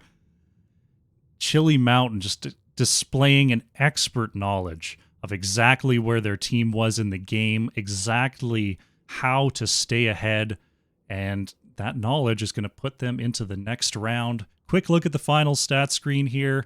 No deaths on the side of Chili Mountain, only 6 kills to be had. It was Rainer, played by Lockdown, leading the way there for Team Alexander on the damage, topping out at 36k. 30, Oh a my whopping goodness. 39 for Roger on the Sylvanas to cap things out here. What a series, Jinxie. Oh man, I definitely think that the Towers of Doom was what we needed there. Was great, just this sheer amount of skill, like you said, the decision making from Chili Mountain really shining through in that last game. Just the constant, okay, we know that they're bottom, we can get chip damage, and from there the catapult will deal with the rest. They just kind of hung out in the bottom lane after that, trying to make plays on the camps, and it worked out beautifully. So really, really well deserved there for Chili Mountain. Great job. Incredible stuff. They take down Team Alexander for only the second time this entire series, and it secures them a spot in the grand finals. Congratulations to Chili Mountain on the 3-2 victory. So, I think that's going to bring us to the end of this series, Jinxeekatt. What a marathon there. It's man, that was a good one. That was a good one. It was an absolute blast. Really, really well done. If anybody deserved to take Team Alexander down, I think it was Chili Mountain. They played beautifully. They're the only team that has been able to finish off Team Alexander outside of VGM in the very first series of the Storm Division Cup. So the very first series and the very last one, I think, well deserved to Chili Mountain. They have really, really outdone themselves. Very well done. I think that's going to close things out here, Jinxeekatt. That was awesome. Thank you very much for coming on with me. It was a pleasure casting with you. I hope we can do it again sometime. Oh my gosh, it was so much fun. Thank you so much for having me. It's been great. Why don't you tell everyone in chat where they can find you when you're not here on the Nexus Gaming Series main channel? Alrighty, guys. If you hit that exclamation mark casters in chat, you can find both me and Crush, because he's not here usually either, but twitch.tv/Jinxeekatt. I'm Jinxeekatt across all social medias, Facebook, Twitter, Instagram, all that stuff. If you have any of that, then please go ahead and check it out. We do a lot of NGS casting for the regular season. We do fun things with some of the other tournaments involved, lots of World of Warcraft plays. So if you like Blizzard games, then please definitely check that out. And then why don't you tell us about yourself, Crush? Well, you can find me casting all the Heroes of the Storm I can get my hands on over at twitch.tv/the Krushinator. You can also find me over on Twitter, Instagram, YouTube. Just put the Krushinator into Google. You'll find me. It's been an honor. It's been a pleasure. It's been an amazing series here, but it has to end. Thank you, everyone in chat, for coming on out today and watching this just total master display from these two teams. And don't forget to come back next week for the exciting finals here between Team Exodia and Chili Mountain. That's going to do it for us here today. Once again, thanks for coming on out, and we will see you next time. Bye, Bye. guys. Thanks so much.